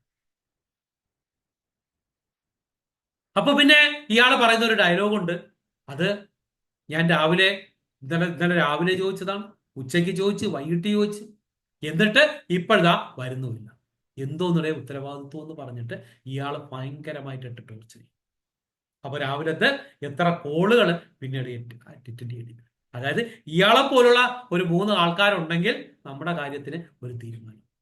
അപ്പോ ഇവരടുത്തും നമുക്ക് നോ പറയാനുള്ള ഒരു കഴിവുണ്ടാക്കിയെടുക്കലായിരിക്കണം നമ്മുടെ ഒരു കഴിവ് എന്ന് പറയും. അടുത്തതായിട്ട് നമ്മൾ പറയുന്നതാണ് എഡ്യൂക്കേറ്റഡ് ക്ലയന്റ്. എന്താണ് ഈ എഡ്യൂക്കേറ്റഡ് ക്ലയന്റ് എന്ന് ചോദിച്ചാൽ, ആ ആള് അയാൾക്ക് വരുന്നത് കയ്യിൽ ഒരു ബുക്ക് ഉണ്ടായിരിക്കും, അപ്പുറത്തൊരു പേപ്പർ കഷ്ണം ഉണ്ടാവും. പഴയ കാലഘട്ടമാണ്, ഞാൻ കമ്പനി തുടങ്ങിയ കാലഘട്ടത്തിലാണ്. വന്നിട്ട് പറയും, സാർ അതാണ് ഇത്രയും വലിയ വീടായിരിക്കണം, കാരണം ഇതിന്റെ മുമ്പ് ഈ ഗാർഡൻ ഉണ്ടാകണം, മുകളിൽ ഓടിടണം, ഈ പെയിന്റ് ഒക്കെ ചെയ്യണം, ഇങ്ങനെയൊക്കെ വലിയ സ്വപ്നങ്ങൾ കൊണ്ടാണ് ഇയാൾ വരുന്നത്. അപ്പൊ നമ്മൾ വിചാരിക്കുമോ വലിയൊരു കൊള്ളാം എന്ന് പറഞ്ഞിരിക്കുകയാണ്. അപ്പൊ ഇയാൾ വന്നതിന് ശേഷം നമ്മുടെ അടുത്ത് പറയാണ്, എനിക്ക് പ്ലാൻ വരയ്ക്കണം, ഇപ്പോൾ വരയ്ക്കാം, എനിക്കാണ് ഇതേ കണക്കൊക്കെ ഉണ്ടാകണം, അപ്പോൾ ചെയ്യാം, ഓക്കെ. എല്ലാം കഴിഞ്ഞിട്ട് നമ്മൾ ചോദിക്കും എത്ര സെന്റ് വസ്തു ഉണ്ട്? അത് സാറേ 3 സെന്റ് വസ്തു. അപ്പൊ ഈ 3 സെന്റ് വസ്തുവിനകത്താണ് ഇത്രയും വലിയ വീട് വെക്കാൻ. അപ്പൊ നമ്മൾ പറയാണ്, അങ്ങനെ 3 സെന്റ് വസ്തുവിനകത്ത് ഇത്രയും വലിയ വീടൊന്നും കേരള ബിൽഡിംഗ് റൂൾ അനുസരിച്ച് വെക്കാൻ പറ്റില്ല, ഇത്ര സ്ക്വയർ ഫീറ്റേ നമുക്ക് വെക്കാൻ പറ്റുള്ളൂ എന്ന് നമ്മൾ പറയുകയാണ്. അങ്ങനെ പറഞ്ഞു കഴിഞ്ഞാൽ ഉടനെ തന്നെ ഇയാൾ പറയും, അയ്യോ സാറേ അതെനിക്ക് അറിഞ്ഞിട്ടായിരുന്നു, സാറ് കറക്റ്റ് റൂള് നോക്കി ചെയ്താൽ മതി, നമുക്കൊരു കാര്യം ചെയ്യും, സാറ് എത്ര സ്ക്വയർ ഫീറ്റ് എന്ന് വെച്ചാൽ കൃത്യമായിട്ട് ചെയ്തോളാം. അതിനുശേഷം നമ്മുടെ അടുത്ത് നമ്മൾ പറയാണ് അങ്ങനെ ഈ ഒരു 3 നിലയായിട്ട് നമുക്ക് ചെയ്യാം, കുഴപ്പമില്ല, അല്ലെങ്കിൽ 2 നിലയായിട്ട് നമുക്ക് ചെയ്യാം. എന്നിട്ടായിരിക്കും ഇയാളടുത്ത് ചോദിക്കുന്നത് എത്ര രൂപയാണ് നിങ്ങളുടെ ബഡ്ജറ്റ് എന്ന്. അത് സാറേ ഒരു 5 ലക്ഷം രൂപ എൻ്റെ കയ്യിലുണ്ട്, ബാക്കി 15 ലക്ഷം രൂപ ലോണും കൂടെ എടുത്ത് ചെയ്യാം. അപ്പോൾ 3000 സ്ക്വയർ ഫീറ്റിന്റെ പ്ലാനും കൊണ്ടാണ് വന്നേക്കുന്നത്. ആകെ ഈ പറയുന്ന 20 ലക്ഷം രൂപയുണ്ട്. അപ്പൊ നമ്മൾ പറഞ്ഞു കൊടുക്കുകയാണ്, ഇതിന് ഇന്നത്തെ റേറ്റ് അനുസരിച്ചിട്ട് നമുക്ക് ഇത്രയൊന്നും ചെയ്യാൻ പറ്റില്ല, ആകെ ഒരു മാക്സിമം ഒരു 1000 സ്ക്വയർ ഫീറ്റേ ചെയ്യാൻ പറ്റുള്ളൂ. അത് മതി സാറേ എന്ന് പറഞ്ഞുകൊണ്ട് ഇയാൾ ഇങ്ങനെ ഓരോ സംശയങ്ങൾ ചോദിച്ചു അങ്ങനെ ചോദിച്ച് എല്ലാ സംശയങ്ങൾക്കും നമ്മൾ കൃത്യമായിട്ട് ആൻസറും പറഞ്ഞ് മിക്കവാറും 1 മണിക്കൂറൊക്കെ ഇവരെടുക്കാറുണ്ട്. അത് കഴിയുമ്പോൾ ഇവർ പറയും, സാറേ എനിക്ക് എന്തായാലും ഞാൻ ഭാഗ്യവാനാണ്, സാറിനെ പോലെ ഒരാളെ എനിക്ക് കിട്ടിയല്ലോ, എന്നെ ഇങ്ങനെ സഹായിച്ചല്ലോ, അതിനൊക്കെ നന്ദിയുണ്ട് സാറേ, സാറ് എത്ര രൂപയാണെന്ന് പറയാം. അപ്പൊ നമ്മൾ പറയാണ് 10,000 രൂപയാണ്. ആ ശരി സാർ, ഇത് 5,000 രൂപ അഡ്വാൻസ് എന്ന് പറഞ്ഞാൽ 5,000 രൂപ നമുക്ക് അപ്പോൾ തരും. അതിനുശേഷം ഞാൻ മൺഡേ വന്ന് മേടിക്കാമെന്ന് പറഞ്ഞാൽ മൺഡേ വന്ന് ഇയാൾ കൃത്യമായിട്ട് മേടിക്കുകയും ചെയ്യും. എന്നാൽ അടുത്തത് ഒരാഴ്ച കഴിഞ്ഞതിന് ശേഷം ഇയാൾ നമ്മളെ വിളിക്കും, സാറേ ഒരു സഹായം ചെയ്യണം. അപ്പൊ ചോദിക്കും, എന്താണ് സഹായം? അതെ, എന്റെ കൂട്ടുകാരനൊരു വീട് വെക്കണം സാർ, അന്നത്തെ കണക്ക് ഇനി ഒരു പ്ലാനൊക്കെ വരച്ചു കൊടുക്കുമല്ലോ സാർ, അങ്ങനെ ഒന്ന് സഹായിച്ചാൽ മതി സാറേ, ബാക്കി കാര്യങ്ങളൊക്കെ ഞാൻ പറഞ്ഞിട്ടുണ്ട്. ഇങ്ങനെ ഇയാൾ ജീവിച്ചിരിക്കുന്ന അത്രയും കാലം ഇയാൾ നമുക്ക് വർക്കുകൾ പിടിച്ചു കൊടുത്തരും. ഇയാൾക്ക് കമ്മീഷൻ കൊടുക്കണ്ട, ഇയാൾക്ക് മറ്റു കാര്യങ്ങളൊന്നും നമ്മൾ ചെയ്യേണ്ട കാര്യമില്ല. ഇയാൾ ഇങ്ങനെ ഓരോ വർക്കുകളും നമുക്ക് വേണ്ടിയിട്ട് സംസാരിക്കും. ഇങ്ങനെ കുറച്ചു കാലം കഴിഞ്ഞ് ഇയാളുടെ മക്കൾക്കോ അല്ലെങ്കിൽ അയാൾക്കോ വീട് വെക്കേണ്ടി വരുന്ന പിന്നീട് വർഷങ്ങൾ കഴിയുമ്പോൾ ഇയാളെ ഞങ്ങൾ വിളിക്കുന്നതാണ് ഇമോഷണൽ ക്ലൈൻസ്. അപ്പൊ അവരെ സംബന്ധിച്ചിടത്തോളം അവർക്ക് നമ്മളിപ്പോ പറയാണ് 2 ബെഡ്റൂം, ആ ശരി 2 ബെഡ്റൂം മതി സാറേ, ഇത്ര രൂപ എമൗണ്ട് അത് മതി എന്ന് പറയുന്ന ഒരു ടൈപ്പിലേക്ക് നമുക്ക് മാറാൻ. ഇങ്ങനെ 4 ടൈപ്പ് ക്ലൈൻസ് ആണ് നമ്മുടെ ഇവിടെ വരുന്നത്. അതില് ആദ്യത്തെ ടൈപ്പിനെ ഞാൻ പറഞ്ഞത് ചീപ്പ് ക്ലൈൻസ് എന്നാണ്. ഈ ചീപ്പ് ക്ലൈന്റിന്റെ വർക്ക് എടുത്തു കഴിഞ്ഞാൽ നമ്മുടെ റേറ്റ് ഇവർ ഇടിച്ച് താഴ്ത്തി കളയും, ഈ ചീപ്പ് ക്ലൈന്റ്. രണ്ടാമത്തെ ഞാൻ പറഞ്ഞു ഡിഫിക്കൽട്ട് ക്ലൈന്റ് ആണ്. ഇവര് നമുക്ക് ഇല്ലാത്ത ടോർച്ചർ ഉണ്ടാക്കും. മൂന്നാമത്തെ എഡ്യൂക്കേറ്റഡ് ക്ലയന്റ് പറഞ്ഞു, ഇവർ മുടിഞ്ഞ സംശയമാണെങ്കിലും ഇവർക്കത കാര്യം നിങ്ങൾ കറക്റ്റായിട്ട് ചെയ്തു കൊടുത്തു കഴിഞ്ഞാൽ ഇവര് നിങ്ങൾക്ക് വേണ്ടി അവർ ജീവിച്ചിരിക്കുന്ന അത്രയും കാലം വർക്ക് ചെയ്യും. അടുത്ത ഞാൻ പറഞ്ഞത് ഇമോഷണൽ ക്ലയന്റ്, അതാ ഒബേ ക്ലയന്റ് എന്ന് നമ്മൾ പറയും. ഈ ഇമോഷണൽ ക്ലയന്റിന്റെ പ്രത്യേകത, അവർക്ക് യാതൊരു സംശയവും കാണത്തില്ല, നമ്മൾ എന്ത് പറഞ്ഞാലും അത് നിങ്ങൾക്ക് ശരി എന്ന് സമ്മതിക്കുന്ന ഒരു കൂട്ടം ക്ലയന്റ്സ് ഉണ്ടാകും. ഇങ്ങനെ 4 ടൈപ്പ് ക്ലയൻസിൽ ആദ്യത്തെ ചീപ്പും ഡിഫിക്കൽട്ടും 10-ല്, അതായത് 30% എന്ന് പറയുന്നത്, അതായത് 10-ല് 3 വർക്കുകൾ നിങ്ങൾക്ക് ചീപ്പിന്റെയും ഡിഫിക്കൽട്ടിന്റെയുമാണ് കിട്ടുന്നെങ്കിൽ കൃത്യം 1 വർഷത്തിനകത്ത് ഇവർ കമ്പനി പൂട്ടി താക്കോൽ വീട്ടി കൊടുക്കും. അതായത് ഈ ഡിഫിക്കൽട്ടിന്റെ വർക്കൊക്കെ നിങ്ങൾ ഏറ്റെടുത്ത് ചെയ്യുന്ന സമയത്ത് ഡിഫിക്കൽട്ട് എന്ത് ചെയ്യും? ഇതുപോലെ തേക്കിന്റെ അത് മൊത്തം മാറ്റണം എന്ന് പറയുമ്പോൾ നമ്മുടെ കയ്യിൽ അതിന് പൈസ ഉണ്ടാവില്ല. അതിനൊരു കാരണം, നിങ്ങൾ ചീപ്പിന്റെ വർക്ക് ചെയ്തപ്പോൾ ചീപ്പ് അവിടെയുള്ള എല്ലാവരും പറഞ്ഞുകൊണ്ട് കിടക്കും, ഇതാ 10,000 രൂപയുടെ വർക്ക് 6,000 രൂപയ്ക്ക് ചെയ്തു, എന്റെ കഴിവാണ് ഇത്, ബാക്കിയുള്ളവർ പൈസ കൂട്ടിക്കൊടുത്താൽ അതെല്ലാം അവരവരുടെ കഴിവ് കേടാണെന്ന് പറഞ്ഞുകൊണ്ട്. അതുകൊണ്ട് തന്നെ നമുക്ക് റേറ്റ് വളരെ കുറയും. ഡിഫിക്കൽട്ട് ഇതുപോലുള്ള എക്സ്ട്രാ പണികൾ ചെയ്യിച്ച് നമുക്ക് നഷ്ടം ഉണ്ടാക്കും. അതുമാത്രവുമല്ല, ഞാനൊന്ന് നേരത്തെ പറഞ്ഞായിരുന്നു, ഈ ചീപ്പ് ഡിഫിക്കൽട്ട് ക്ലയന്റ് വന്ന സമയത്ത് വർക്ക് ചെയ്തുകൊണ്ടിരുന്നത് ഇമോഷണൽ ക്ലയന്റിന്റെ വർക്കായിരിക്കാം. അപ്പൊ അവരെടുത്താണ് ഞാൻ വിളിച്ച് പറഞ്ഞത്, അടുത്ത ദിവസമേ പ്ലാൻ ഉള്ളൂ, കുഴപ്പമില്ല സാറേ എന്ന് പറയും. അടുത്ത ദിവസവും ഞാൻ മാറ്റി, ഇങ്ങനെ 4 ദിവസം ഞാൻ മാറ്റിയാണ്. 4ാമത്തെ ദിവസവും മാറ്റി കഴിയുമ്പോഴായിരിക്കും ഒരു പക്ഷേ ഈ ഡിഫിക്കൽട്ട് ക്ലയന്റ് നമ്മുടെ ഇമോഷണൽ ക്ലയന്റിനെ കാണുന്നത്. അവരാണ് നമുക്ക് വർക്ക് പിടിച്ചു തന്നത്. അവരുടെ അടുത്ത് പറഞ്ഞാൽ പറയും, അത് ഞാൻ ഗ്യാരണ്ടിയാണ്, നിങ്ങൾ ധൈര്യമായിട്ട് പോ എന്ന് പറയുന്ന ടൈപ്പിലുള്ള ആൾക്കാരാണ്. അവരെ കാണുമ്പോൾ ഡിഫിക്കൽട്ട് സംസാരിച്ചു തുടങ്ങും, നിങ്ങളാണ് ഒറ്റ കുഴപ്പം, ഇവനെ പോലുള്ള കള്ളന്മാരെയൊക്കെ വളർത്തുന്നത് നിങ്ങളാണ്, അതുകൊണ്ട് നിങ്ങൾക്കാണ് ആദ്യം അടിയേണ്ടത് എന്ന് പറഞ്ഞ് നമുക്ക് ഇതുവരെയും വർക്ക് തന്നിരുന്നവരെ കൂടെ ഈ ഡിഫിക്കൽട്ട് ക്ലയന്റ് പിണക്കാത്തുള്ളൂ. അപ്പോഴേ ഈ എഡ്യൂക്കേറ്റഡ് അല്ലെങ്കിൽ ഡിഫിക്കൽട്ട് ക്ലയന്റ് ഇരുന്ന് ആലോചിക്കും, ശരിയാണല്ലോ, ഞാൻ നേരത്തെയൊക്കെ സാറിന് വർക്ക് കൊടുത്തു കഴിഞ്ഞാൽ സാർ കൃത്യമായിട്ട് ചെയ്തു തരും, ഇപ്പൊ ഞാൻ വർക്ക് കൊടുത്തപ്പോൾ 4 ദിവസം താമസിച്ചു, ഇദ്ദേഹം പറയുന്നതിൽ എന്തെങ്കിലും ഉണ്ടോ എന്ന് ചിന്തിച്ചുകൊണ്ട് ഈ വർക്ക് സമയത്ത് ചെയ്യാത്തവരാണോ എന്ന് ധരിച്ചുകൊണ്ട് ഈ ഇമോഷണലും എഡ്യൂക്കേറ്റഡും നമുക്ക് വർക്ക് തരുന്നതാണ് നിർത്തും. അപ്പൊ ചീപ്പ് ഇല്ല, വില കുറയ്ക്കും, ഡിഫിക്കൽട്ട് പ്രശ്നങ്ങളാക്കും, കേസാക്കും, വഴക്കാക്കും. ഈ എഡ്യൂക്കേറ്റഡ് ഇമോഷണലും പിന്നീട് നമുക്ക് വർക്ക് തരുന്നത്. ഇതോടുകൂടിയാണ് എന്റെ കൂടെ കമ്പനി തുടങ്ങിയ 99% കമ്പനികളും പൂട്ടാനുള്ളത്. അല്ലാതെ അവർക്ക് നിങ്ങൾ വിചാരിക്കുന്ന പോലെ വർക്ക് അറിഞ്ഞുകൂടാത്തത് കൊണ്ടോ കള്ളത്തരം കാണിച്ചത് കൊണ്ടോ റേറ്റ് കുറഞ്ഞു പോയിട്ടുണ്ട്. ഇത് നിങ്ങൾ പഠിച്ചിരിക്കണം, ഈ ചീപ്പ്, ഡിഫിക്കൽട്ട്, എഡ്യൂക്കേറ്റഡ് എമോഷൻ. കാരണം നമ്മളൊരു കമ്പനിയിൽ ജോലിക്ക് കയറുമ്പോഴും നിങ്ങൾക്ക് ഇത് അറിയാൻ സാധിക്കണം. ഈ ക്ലയന്റ് ചീപ്പ്, അല്ലെങ്കിൽ നിങ്ങൾക്ക് ഓണറായിട്ട് വരുന്നത് ചീപ്പാണെങ്കിൽ നിങ്ങൾക്ക് സാലറി തരില്ല, അവൻ ഇട്ടിങ്ങനെ ജോലി ചെയ്യും.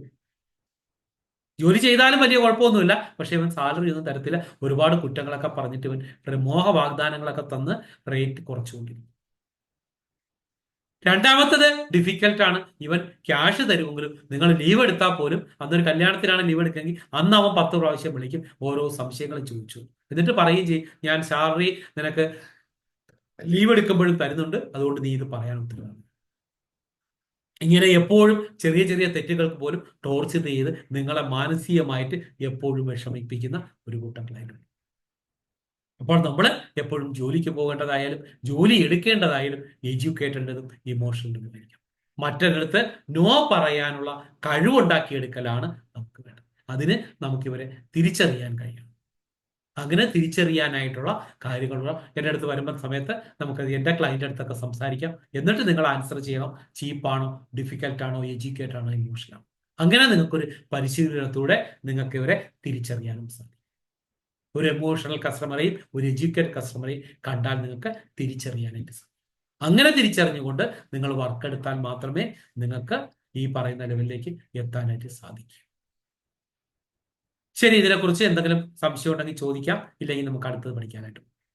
എല്ലാവർക്കും ഓക്കെ ആണോ ഞാൻ ഈ പറഞ്ഞ 4 ടൈപ്പ് ക്ലയൻസിനെ കുറിച്ച്? ഡിഫിക്കൽട്ടിനോട് എങ്ങനെ നോ പറയാം? അല്ല, ഡിഫിക്കൽട്ട് ഇപ്പോൾ എൻ്റെ അടുത്ത് ഡിഫിക്കൽട്ട് വരികയാണ്. വരുന്ന സമയത്ത് എനിക്ക് ഇപ്പോ സംസാരിച്ച് തുടങ്ങുമ്പോഴേ മനസ്സിലായി. അപ്പൊ ഞാൻ പറയുന്നത് ഇത്രയാണ്, അത് എനിക്കിപ്പോ വർക്ക് വളരെ തിരക്കാണ്, അതുകൊണ്ട് നിങ്ങൾക്ക് കൊടുക്കാൻ പറ്റുന്ന ഏറ്റവും വലിയ പണി എന്താണെന്നറിയാം? കോമ്പറ്റീറ്റർക്ക് കൊടുക്കാൻ പറ്റുന്ന ഏറ്റവും വലിയ പണി ആണ് ദോ അവിടെ നിന്ന് ചൂണ്ടിക്കാണിച്ചു കൊടുത്താൽ ഇയാള് നേരെ അവിടെ പോവും. കാരണം അയാൾക്ക് കുറച്ച് വർക്ക് ഫ്രീ ഉണ്ട്, അയാൾക്ക് ചെന്നാൽ മതി, അയാൾ വരച്ച് തരും. അപ്പോഴേ ഈ അവിടുത്തെ നമ്മുടെ കോമ്പറ്റീറ്റർ വിചാരിക്കുന്നത് എന്തായിരിക്കും? ഒരാളെ കിട്ടിയല്ലോ, മറ്റവന്റെ ഇത് കിട്ടി, ഇവൻ എന്തൊരു മണ്ടനാണ്, നമുക്ക് ഈ വർക്ക് പെട്ടെന്ന് തന്നല്ലോ എന്ന് വിചാരിക്കുന്ന ഒരു ആൾക്കാരാണ്. ഒരു 3 മാസത്തിനകത്ത് അറിയാൻ കഴിയും അവർ തമ്മിൽ അടിയായി പ്രശ്നം.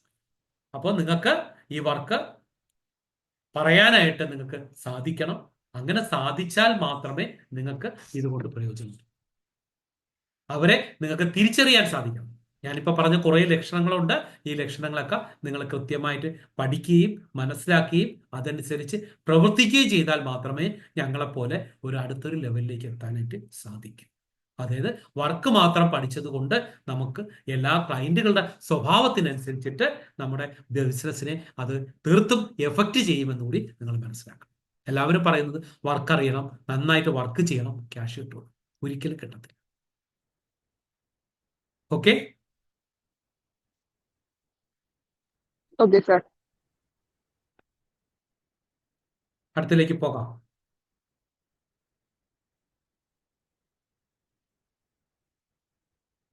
അടുത്തായിട്ട് നമുക്ക് പഠിക്കേണ്ടത് കേരള ബിൽഡിംഗ് റൂൾസിനെ കുറിച്ചാണ്. അപ്പൊ നമുക്ക് ഒരു പ്ലോട്ട് ഉണ്ട്.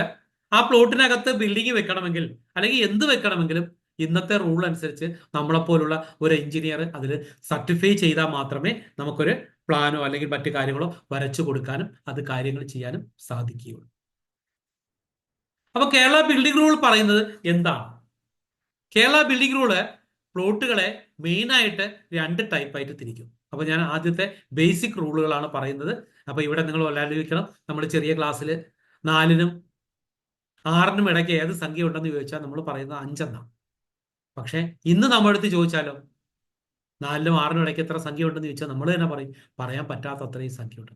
അപ്പോൾ നമുക്ക് ഇതുപോലെ ബിൽഡിംഗ് റൂളിലെ ബേസിക് ആയിട്ടുള്ള കാര്യങ്ങളാണ് ഞാൻ പറഞ്ഞു തുടങ്ങുന്നത്. അപ്പോൾ ഇതിൽ പല ടൈപ്പ് ആൾക്കാരുണ്ടാവും. ചിലർക്ക് നന്നായിട്ട് അറിയാവുന്നവരുണ്ടായിരിക്കും. അപ്പോൾ അവർ വിചാരിക്കും സാറിന് അറിഞ്ഞാത്തോണ്ട് പറയുന്നതാണ്. അപ്പോൾ അങ്ങനെ ധരിക്കരുത്. നമുക്ക് ബേസിക് തൊട്ട് സ്റ്റാർട്ട് ചെയ്യാം.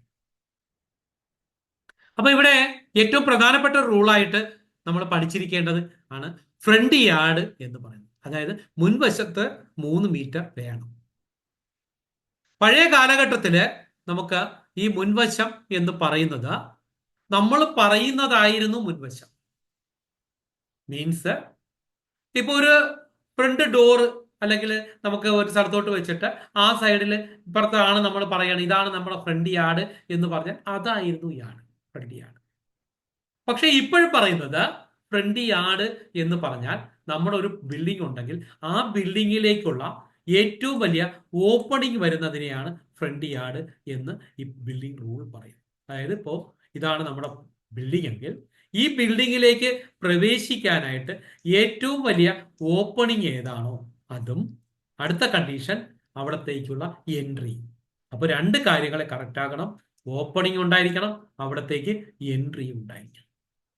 ഈ സ്ഥലത്തെയാണ് ഫ്രണ്ട് യാർഡ് എന്ന് പറയുന്നത്. അതായത് നമുക്ക് ഇവിടെ കൂടെ നമുക്ക് റോഡ് പോകുന്നുണ്ട്, ഈ സൈഡിൽ കൂടി നമുക്ക് റോഡ് പോകുന്നുണ്ട്.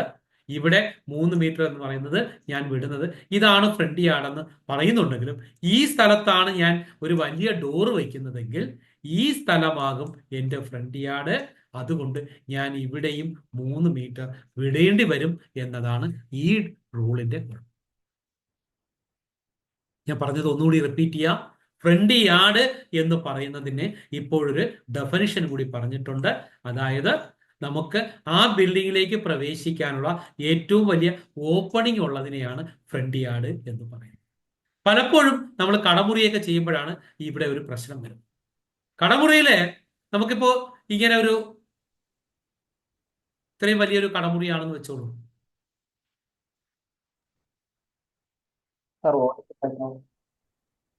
സർ ബ്രേക്ക് ആവുന്നുണ്ട്. ഞാനൊന്നും പറഞ്ഞില്ല. ഓക്കെ, നമുക്ക് ഇത്രയും വലിയൊരു കടമുറിയാണെന്ന് വെച്ചോളൂ. ഇവിടെ കൂടിയാണ് റോഡ്. അപ്പൊ ഇവിടെ ഞാൻ ഒരു 3 മീറ്ററിന്റെ ഷട്ടർ വെച്ചു. അപ്പൊ ഇവിടെ ഷട്ടർ വെച്ച് കഴിഞ്ഞപ്പോ ഇതാണ് നമ്മുടെ ഫ്രണ്ട് യാർഡെന്നായിരുന്നു ഈ പുതിയ 2019 റൂള് വരുന്നതിന് മുമ്പ് വരെ ഉണ്ടായിരുന്നത്. അപ്പൊ എനിക്ക് ഈ സൈഡിൽ ഇപ്പൊ ഒരു പാസേജോ വല്ലതും ഇട്ടിട്ട് ഇവിടെ എനിക്ക് 2 ഷട്ടറോ 3 ഷട്ടറോ ഒക്കെ കൊടുക്കാമായിരുന്നു. ഓക്കെ, ക്ലിയർ ആണല്ലോ. എന്നാൽ 2019 റൂള് വന്നപ്പോ ഇവർ പറയുന്നത് ഈ ബിൽഡിങ്ങിലേക്ക് പ്രവേശിക്കാനുള്ള ഏറ്റവും വലിയ ഓപ്പണിംഗ് ഏതാണോ, എൻട്രി ഏതാണോ, അതാണ് ഫ്രണ്ട് യാർഡ് എന്ന് പറയുന്നത്. അപ്പോൾ ഇവിടെ വലുത് എന്നതുകൊണ്ട് ഉദ്ദേശിക്കുന്നത് ഇവിടത്തെ ഓപ്പണിങ്ങിന്റെ ഏരിയയും ഇവിടത്തെ ഓപ്പണിങ്ങിന്റെ ഏരിയയും ഇവിടത്തെ ഓപ്പണിങ്ങിന്റെ ഏരിയയും കൂടെ കൂട്ടുമ്പോൾ ഇതിനേക്കാൾ കൂടുതൽ വരുന്നത് കൊണ്ട് അതാണ് നമ്മുടെ ഫ്രണ്ട് യാർഡായിട്ട് മാറും. ഓക്കെ, അപ്പൊ ഇവിടെ ഫ്രണ്ട് യാർഡ് എന്ന് പറയുന്നത് ഇവിടെയാകുകയും ഈ സൈഡിലും നിങ്ങൾ 3 മീറ്റർ വിട്ടാൽ മാത്രമേ ഈ ഏത് കറക്റ്റ് ആകത്തുള്ളൂ. അല്ലെങ്കിൽ ഇത് സാങ്ഷൻ, അല്ലെങ്കിൽ ഇത് വയലേഷൻ ആണെന്ന് പറയും. ഓക്കെ ആണോ? ഞാൻ ഒന്നുകൂടി പറയാം, നിങ്ങൾക്ക് അത്രത്തോളം പെട്ടെന്ന് ക്ലിയർ ആവുമെന്ന് അറിയില്ല. ഞാൻ ഒന്നുകൂടെ പറയാം, നോക്കാം. നമ്മളെ റോഡ് സൈഡില് ഒരു വലിയ കടമുറി വെച്ചു. ആ കടമുറിക്ക് രണ്ട് സൈഡിലും, ഒരു സൈഡിൽ ഫ്രണ്ടിൽ ഞാൻ 3 മീറ്റർ വിട്ടു, ഈ സൈഡിൽ ഞാനൊരു പാസേജോ മറ്റു കാര്യങ്ങളോ കൊടുത്തിട്ട് ഇവിടെ ഒരു പാസേജ് ഉണ്ടായിരുന്നു. അത് ഒരു 1.5 മീറ്ററിന്റെ വഴിയാണ്, എന്റെ പ്ലോട്ട് തന്നെയാണ്. അപ്പൊ ഇവിടെ ഞാൻ 3 മീറ്റർ കൊടുത്തിട്ടുണ്ട്, ഇവിടെ ഞാൻ 1.5 മീറ്റർ കൊടുത്തിട്ടുണ്ട്. ഓക്കെ, ഇവിടെ ഞാൻ ഷട്ടർ വെച്ചു. ഈ സൈഡില് വീണ്ടും ഞാനൊരു ഷട്ടർ കൊടുത്തു, വീണ്ടും കൊടുത്തു. അങ്ങനെ ഒരു 2 or 3 ഷട്ടർ കൊടുത്തു. അവിടെ അപ്പൊ ഓപ്പണിംഗ് ആയി, അതുവഴി എൻട്രി. ആ സമയത്താണ് നമുക്ക് ഈ ഫ്രണ്ട് യാർഡിന്റെ 2019 റൂള് വന്നത്. അതായത് ഫ്രണ്ട് യാർഡിന്റെ ഡെഫിനിഷൻ. അപ്പോൾ ഈ ബിൽഡിങ്ങിലേക്കുള്ള ഏറ്റവും വലിയ ഓപ്പണിങ്ങും ഏറ്റവും വലിയ എൻട്രിയും ഇവിടെ അല്ല, പകരം ഈ സ്ഥലമായി മാറുകയും ഈ സ്ഥലത്തും 3 മീറ്റർ ഉണ്ടെങ്കിലേ ഈ ബിൽഡിങ് വയലേഷൻ അല്ലാതെ ആകുള്ളൂ എന്ന റൂളിലേക്ക് പോവുകയും ചെയ്യും. ക്ലിയർ ആണോ?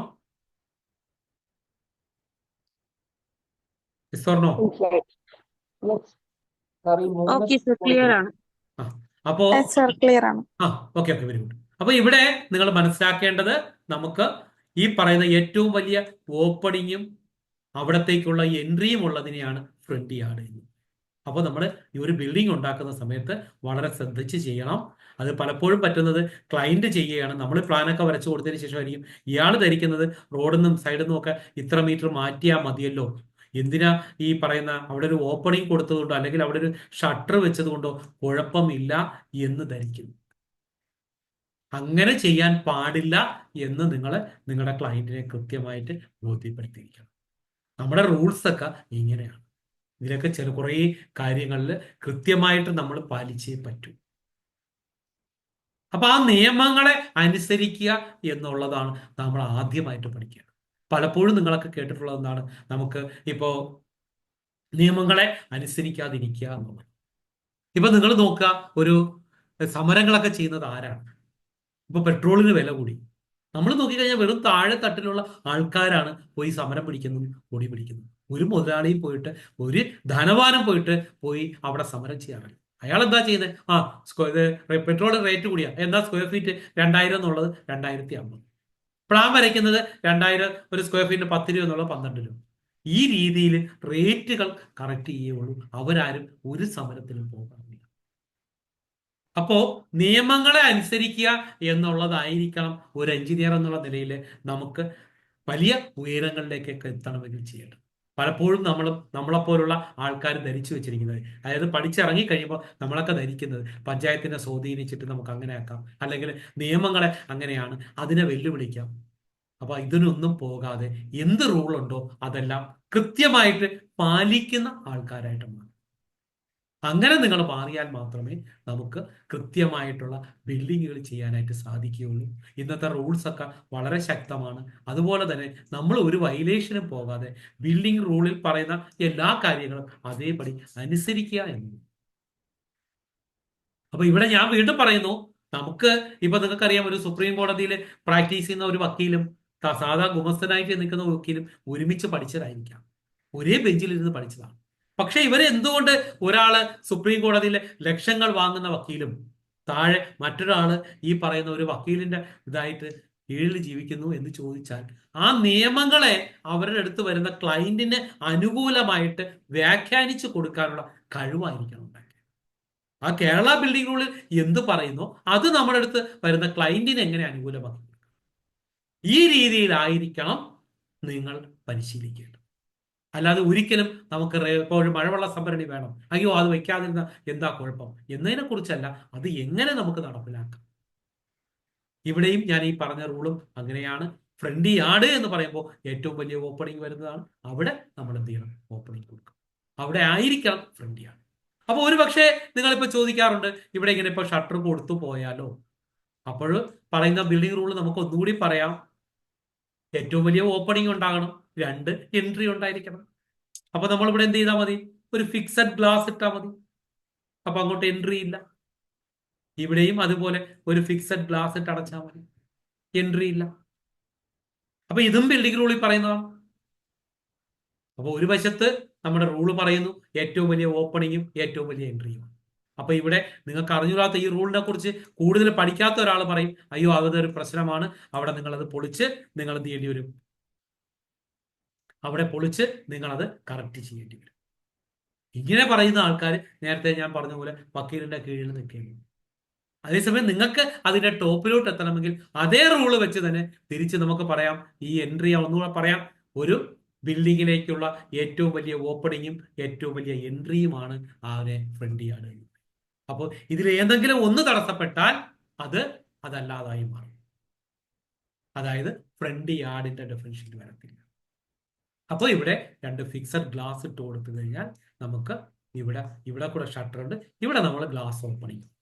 അപ്പൊ ഇതാണ് ആ ബിൽഡിങ്ങിലേക്കുള്ള ഏറ്റവും വലിയ ഓപ്പണിങ്ങും ഏറ്റവും വലിയ എൻട്രി. ഇവിടെ ഓപ്പണിംഗ് ഉണ്ടെങ്കിലും എൻട്രി ഇല്ല. അതുകൊണ്ട് അത് ഫ്രണ്ട് യാർഡിന്റെ ഡെഫിനിഷൻ വരും. അപ്പൊ ഈ രീതിയിലേക്ക് നിങ്ങൾക്ക് അതിനെ ഉപയോഗപ്പെടുത്താനും കൂടി ആയിരിക്കണം നിങ്ങൾ പരിശീലിക്കേണ്ടത്. അങ്ങനെ പരിശീലിച്ചാൽ മാത്രമേ നിങ്ങൾക്ക് നിങ്ങളുടെ അടുത്തേക്ക് ക്ലയന്റ് തിരക്കി വരും. എന്തുകൊണ്ടാണ് ഈ ലക്ഷങ്ങൾ വാങ്ങുന്ന വക്കീലിന്റെ അടുത്തേക്ക് ആൾക്കാർ പോകുന്നതെന്ന് വെച്ചാൽ, രണ്ടുപേരും പഠിച്ചത് ഒരേ നിയമങ്ങളാണ്, 2 ഭരണഘടനകളൊന്നും ഇല്ല. പക്ഷെ ഈ ലക്ഷങ്ങൾ വാങ്ങുന്നവൻ ആ റൂൾസിനെ എങ്ങനെ അവന്റെ കക്ഷിക്ക് അനുകൂലമാക്കി എടുക്കാം എന്നാണ് ചിന്തിക്കുന്നത്. മറ്റവൻ ചിന്തിക്കുന്നത് ഇതിൽ എന്തെങ്കിലും തരികിട കാണിച്ചിട്ട് എങ്ങനെ രക്ഷപ്പെടണമെന്നായി. അതായത് നമ്മുടെ അടുത്തൊരു പട്ടി കടിക്കാൻ വന്നാല് 3 മാർഗങ്ങളുണ്ട്. ഒന്നാമത്തെ മാർഗം ഓടുക എന്നുള്ളതാണ്. അപ്പൊ പട്ടിയും വിചാരിക്കും എന്താണ്, ഇവൻ ഓടുന്നു, ഞാനും അതിനേക്കാൾ വേഗത്തിൽ ഓടും, ഇപ്പൊ കടിച്ചു തരാൻ. അപ്പോ ഇവിടെ പട്ടിയാ തീരുമാനിക്കുന്നേ കടിക്കണോ വേണ്ടേ. രണ്ടാമത്തെ കേസ് നമുക്ക് നിന്നു കൊടുക്കുക എന്നുള്ളതാണ്. കരഞ്ഞു വിളിച്ച് നിൽക്കുക, അയ്യോ എന്റെ മഴവെള്ള സംഭരണി ഉണ്ടാക്കാൻ ക്യാഷ് ഇല്ല സാറേ, എനിക്ക് എന്തെങ്കിലും ചെയ്തതാ സാറേ, എന്നെ സഹായിക്കും സാറേ എന്ന് പറഞ്ഞ് നമുക്ക് എന്ത് ചെയ്യാം? കരഞ്ഞു വിളിച്ച് നിൽക്കാം. മൂന്നാമത്തെ ധോരണമുണ്ട്, അതേ നാണയത്തിന് നമ്മൾ തിരിച്ച് ഫൈറ്റ് ചെയ്യാം. ഇവിടെ ആദ്യത്തെ 2 കേസിലും പട്ടിയാ തീരുമാനിക്കുന്നത് നമ്മളെ കടിക്കണോ വേണ്ടേ. പക്ഷെ മൂന്നാമത്തെ കേസില് നമ്മളാ തീരുമാനിക്കുന്നത്. ആ റൂള് വെച്ച് തന്നെ തിരിച്ച് നമ്മൾ ഫൈറ്റ് ചെയ്ത് കഴിയുമ്പോൾ നമുക്ക് കൃത്യമായിട്ട് നമുക്ക് രക്ഷപ്പെടാൻ പറ്റും. അപ്പോൾ ഞാൻ വീണ്ടും പറയുന്നു, എഞ്ചിനീയർ എന്ന് പറയുമ്പോൾ നിങ്ങൾ ആദ്യമായിട്ട് ഈ ഫീൽഡിലേക്ക് വരുമ്പോഴേ തന്നെ ഒരു തീരുമാനം എടുക്കുക, നിയമങ്ങളെ നമ്മൾ അനുസരിക്കുന്നവരായിരിക്കും. ഒരു റൂളിനെയും വയലേറ്റ് ചെയ്യാൻ പാടില്ല. നമ്മൾ നോക്കിക്കഴിഞ്ഞാൽ സമ്പത്തുള്ള എല്ലാവരും തന്നെ, എനിക്കറിയാവുന്നവരൊക്കെ തന്നെ ഈ നിയമങ്ങളെ അനുസരിക്കുന്നവരാണ്. പലരും പല അലിഗേഷൻസ് പറയുന്നുണ്ടെങ്കിലും അതിലൊക്കെ എത്രത്തോളം സത്യമുണ്ടെന്ന് എനിക്കറിയില്ല. എൻ്റെ അറിവില്, എന്നെ സംബന്ധിച്ച് എനിക്കറിയാവുന്നിടത്തോളം എല്ലാവരും ആ നിയമങ്ങളെ അനുസരിക്കാൻ നോക്കും. ഒരു കാരണവശാലും സർക്കാരിനെതിരെയോ അല്ലെങ്കിൽ നിയമങ്ങൾക്കെതിരെയോ ആയിട്ട് സമരം ചെയ്യാനായിട്ട് പോകാറില്ല. അപ്പൊ നിങ്ങളും ആ റൂൾസ് കൃത്യമായിട്ട് പാലിക്കാനായിട്ട് ശ്രമിക്കുക. ഓക്കെ, ഇത് ക്ലിയർ ആണെന്ന് എനിക്ക് തോന്നുന്നു. ഓക്കെ ആണോ? എങ്കിലും നമുക്ക് അടുത്തതിലേക്ക് പോകാം. യെസ് ആണോ? ശരി, okay okay, very good very good very good very good. അടുത്തതായിട്ട് നമുക്ക് നോക്കേണ്ടത്, ഇവിടെ നമുക്ക് അനുകൂലമാക്കി എടുക്കാനാണ് ഈ റോഡ് സൈഡിലൊക്കെ വരുമ്പോഴത്തേക്ക് നമ്മൾ ഇവിടെ 3 മീറ്റർ കൊടുക്കുന്നത്. റോഡിൽ നിന്ന് 3 മീറ്റർ വേണം എന്ന് പറയുന്നു. ഫ്രണ്ട് യാർഡ് 3 മീറ്റർ വേണം. അപ്പൊ റോഡിന്റെ ഡെഫിനിഷനിലേക്കൊക്കെ നമുക്ക് പിന്നീട് പോകാം. ഓരോ റോഡിനും ഇത്ര ഇത്ര വിടണമെന്നൊക്കെ പറഞ്ഞ് പ്രത്യേക റൂളുകൾ പിന്നീട് പറയുന്നു. അപ്പൊ ഇവിടെ നിങ്ങൾ റോഡിന്റെ ഈ സൈഡിൽ നിന്നും ഇവിടെ 3 മീറ്റർ കൊടുത്താലുള്ള ഗുണം, നമുക്ക് അത് ഫ്രണ്ട് യാർഡിലും എടുക്കാം. അതുപോലെ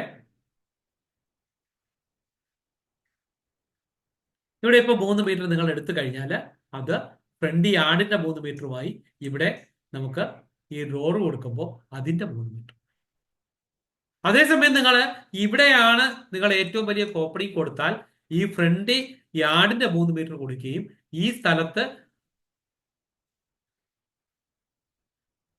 ഈ സ്ഥലത്തിലേക്ക് വരുമ്പോൾ ഇവിടെ റോഡിൽ നിന്നുള്ള 3 മീറ്റർ നിങ്ങൾ കൊടുത്തു. പക്ഷെ ഇവിടെ ഏറ്റവും വലിയ ഓപ്പണിംഗ് വന്നതുകൊണ്ട് ഇവിടെ ഫ്രണ്ട് യാർഡിന്റെ 3 മീറ്റർ കൊടുക്കേണ്ടി, എന്ന് വെച്ചാൽ ഇത്രയും ബിൽഡിങ്ങിന്റെ കട്ട് ചെയ്തിട്ട് നിങ്ങൾ ബിൽഡിംഗ് ഫ്രണ്ട് യാർഡ് എന്ന് പറയുന്നത് കൊടുക്കേണ്ടി. ഞാൻ ഒന്നുകൂടി റിപ്പീറ്റ് ചെയ്യാം. അതായത് നമ്മളൊരു റോഡ് സൈഡിൽ നമ്മളൊരു ബിൽഡിംഗ് ചെയ്യുന്ന സമയത്ത് റോഡിൽ നിന്നും 3 മീറ്റർ വിടണം. അവിടെ തന്നെ നിങ്ങൾ ഫ്രണ്ട് യാർഡ് വരത്തക്ക രീതിയിൽ ഏറ്റവും വലിയ ഓപ്പണിംഗും കൊടുത്തു കഴിഞ്ഞാൽ നമ്മളെ സംബന്ധിച്ചിടത്തോളം അത് തന്നെയായിരിക്കും രണ്ട് കാര്യങ്ങൾക്ക് ഉപയോഗിക്കും.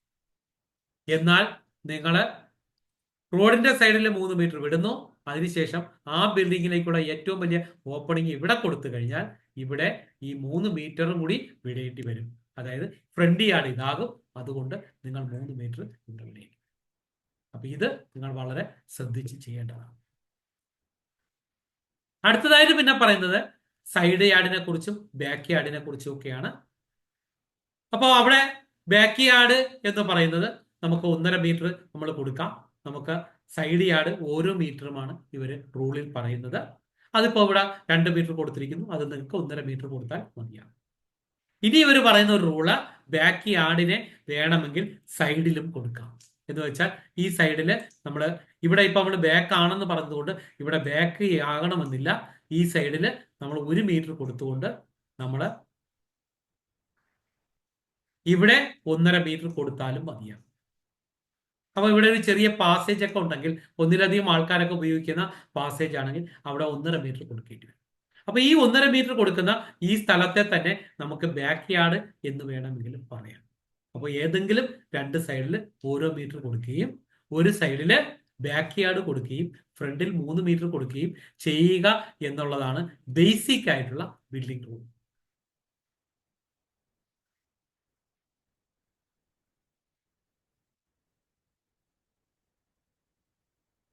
അപ്പൊ ഇവിടെ ബേസിക് ആയിട്ട് നമുക്കൊരു പ്ലോട്ട് ഉണ്ട്. ഈ പ്ലോട്ടില് നമ്മൾ ബിൽഡിംഗ് കൊടുക്കുന്നത് ഇത്രയും സ്ഥലത്തായിരിക്കും നമ്മൾ ബിൽഡിംഗ് കൊടുക്കുന്നത്. അതായത് നമുക്ക് ഈ സൈഡിൽ നിന്ന് ഞാൻ 3 മീറ്റർ വിട്ടു, ഇവിടെ നിന്ന് 1 മീറ്റർ വിട്ടു, ഇവിടെ നിന്ന് 1 മീറ്റർ വിട്ടു, ബാക്കിൽ നിന്ന് 1.5 മീറ്റർ വിട്ടു. ഇതാണ് നമ്മൾ കോമൺ ആയിട്ട് ചെയ്യുന്നത്. ഓക്കെ, ഇനി നമുക്ക് അടുത്ത കാര്യത്തിലേക്ക് പോകാം.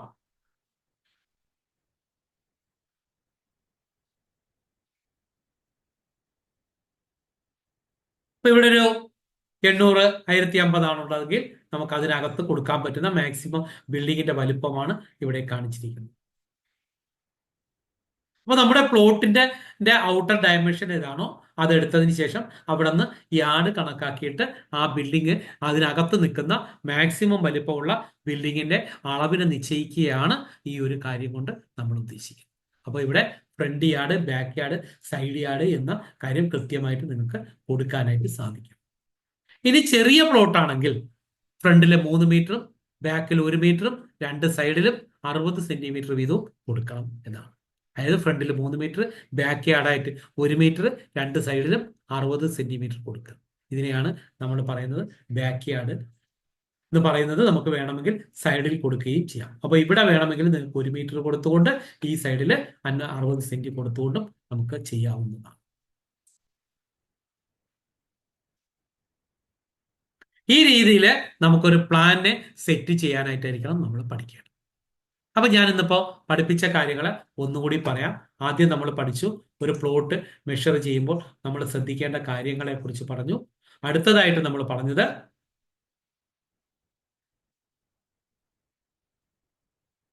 ഒരു ലൊക്കേഷൻ പ്ലാൻ വരയ്ക്കുമ്പോൾ എന്തെല്ലാം കാര്യങ്ങൾ നോക്കണമെന്ന് പറഞ്ഞു. അതിനുശേഷം ഞാൻ പറഞ്ഞു നമുക്ക് ഡിഫറെന്റ് ടൈപ്സ് ഓഫ് ക്ലയൻസിനെ കുറിച്ച് പറഞ്ഞു. Cheap client, difficult client, educated client, emotional client. ഇതില് ചീപ്പിന്റെ അടുത്തും ഡിഫിക്കൽറ്റിന്റെ അടുത്തും നമുക്ക് നോ പറയാനുള്ള കഴിവാണ് ഞങ്ങളെയൊക്കെ ഈ നിലയിൽ ഇത്രയും കാലം എത്തിച്ചത്. അതുകൊണ്ട് നിങ്ങൾ അതിന് പരിശീലനം നേടണമെന്നും അവരെ തിരിച്ചറിയാനുള്ള കഴിവുണ്ടാക്കിയെടുക്കണമെന്നും ഞാൻ. പിന്നീട് നമ്മൾ പഠിച്ചതാണ് ഫിക്സഡ് ബൗണ്ടറിയെ കുറിച്ച് പഠിച്ചു. ഒരു സ്ഥലത്ത് ഒരു കോമ്പൗണ്ട് വാളോ മറ്റു കാര്യങ്ങളൊക്കെ ഉണ്ടെങ്കിൽ അവിടെ ഒരു ഫിക്സഡ് ബൗണ്ടറി ഉണ്ട്.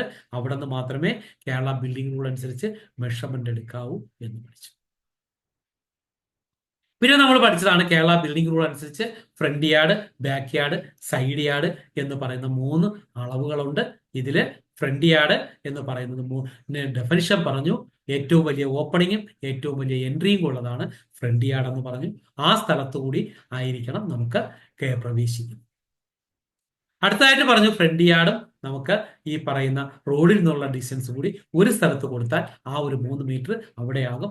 ഇല്ലെങ്കിൽ നിങ്ങൾ 2 സ്ഥലത്ത് 3 മീറ്റർ കൊടുക്കേണ്ടി വരും. ഇനി ഞാൻ പറഞ്ഞു ചെറിയ പ്ലോട്ടുകളെ കുറിച്ച് പറഞ്ഞു. അപ്പൊ അവിടെ ഫ്രണ്ടിൽ 3 മീറ്റർ തന്നെ കൊടുക്കുന്നു, സൈഡുകളിൽ 60 സെന്റിയും ബാക്കിൽ 1 മീറ്ററും കൊടുക്കുന്നു. ബാക്ക് യാർഡ് വേണമെങ്കിൽ നമുക്ക് സൈഡ് യാർഡായിട്ട് കൊടുക്കാവുന്നു. ഇനി ചെറിയ 2 ടൈപ്പ് റോഡുകളെ കുറിച്ച് പറയുന്നുണ്ട്. നോട്ടിഫൈഡ് റോഡും അൺനോട്ടിഫൈഡ്. നോട്ടിഫൈഡ് റോഡ് ആണെങ്കിൽ നമുക്ക് അവിടെ കൊടുക്കേണ്ടത് 3 മീറ്ററും അൺനോട്ടിഫൈഡ് റോഡ് ആണെങ്കിൽ 2 മീറ്ററും കൊടുത്താൽ മതി എന്ന് പറയുന്ന ഒരു റൂൾ കൂടെ ഉണ്ട്. അപ്പൊ ഇത്രയും കാര്യങ്ങളെ കുറിച്ച് വ്യക്തമായിട്ട് മനസ്സിലാക്കിയെന്ന് തോന്നുന്നു, എനിക്ക് വിശ്വസിക്കുന്നു. നിങ്ങൾക്ക് എന്തെങ്കിലും സംശയങ്ങളുണ്ടെങ്കിൽ ചോദിക്കാം, എന്നിട്ട് നമുക്ക് സ്റ്റോപ്പ് ചെയ്യാം. എന്തെങ്കിലും സംശയം ഉണ്ടെങ്കിൽ ചോദിക്കാം. ചോദിച്ചോളൂ. ഈ നോട്ടിഫൈഡ് റോഡും അൺനോട്ടിഫൈഡ് റോഡും നമുക്ക് എങ്ങനെയാ തിരിച്ചറിയാൻ പറ്റും? അല്ല, ഞാൻ അതിലോട്ട് വരാം. അത് ഞാൻ അടുത്ത ക്ലാസ്സിൽ വിശദമായിട്ട് പഠിപ്പിക്കാം. ഇന്നിപ്പോ ഞാൻ ഇതുവരെ പഠിപ്പിച്ചത് നോക്കും.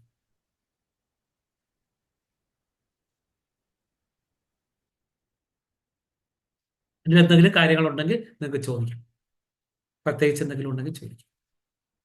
സാർ, കോമ്പൗണ്ട് വാളിന്റെ കാര്യം എന്നോടൊന്ന് പറഞ്ഞുതരാം. കോമ്പൗണ്ട് വാൾ ഇത്രയേ ഉള്ളൂ. എന്താണ് കോമ്പൗണ്ട് വാൾ? ആരുടെതെന്ന് അറിയുന്നതാണോ അതോ ഫിക്സഡ് ബൗണ്ടറി ആണോ?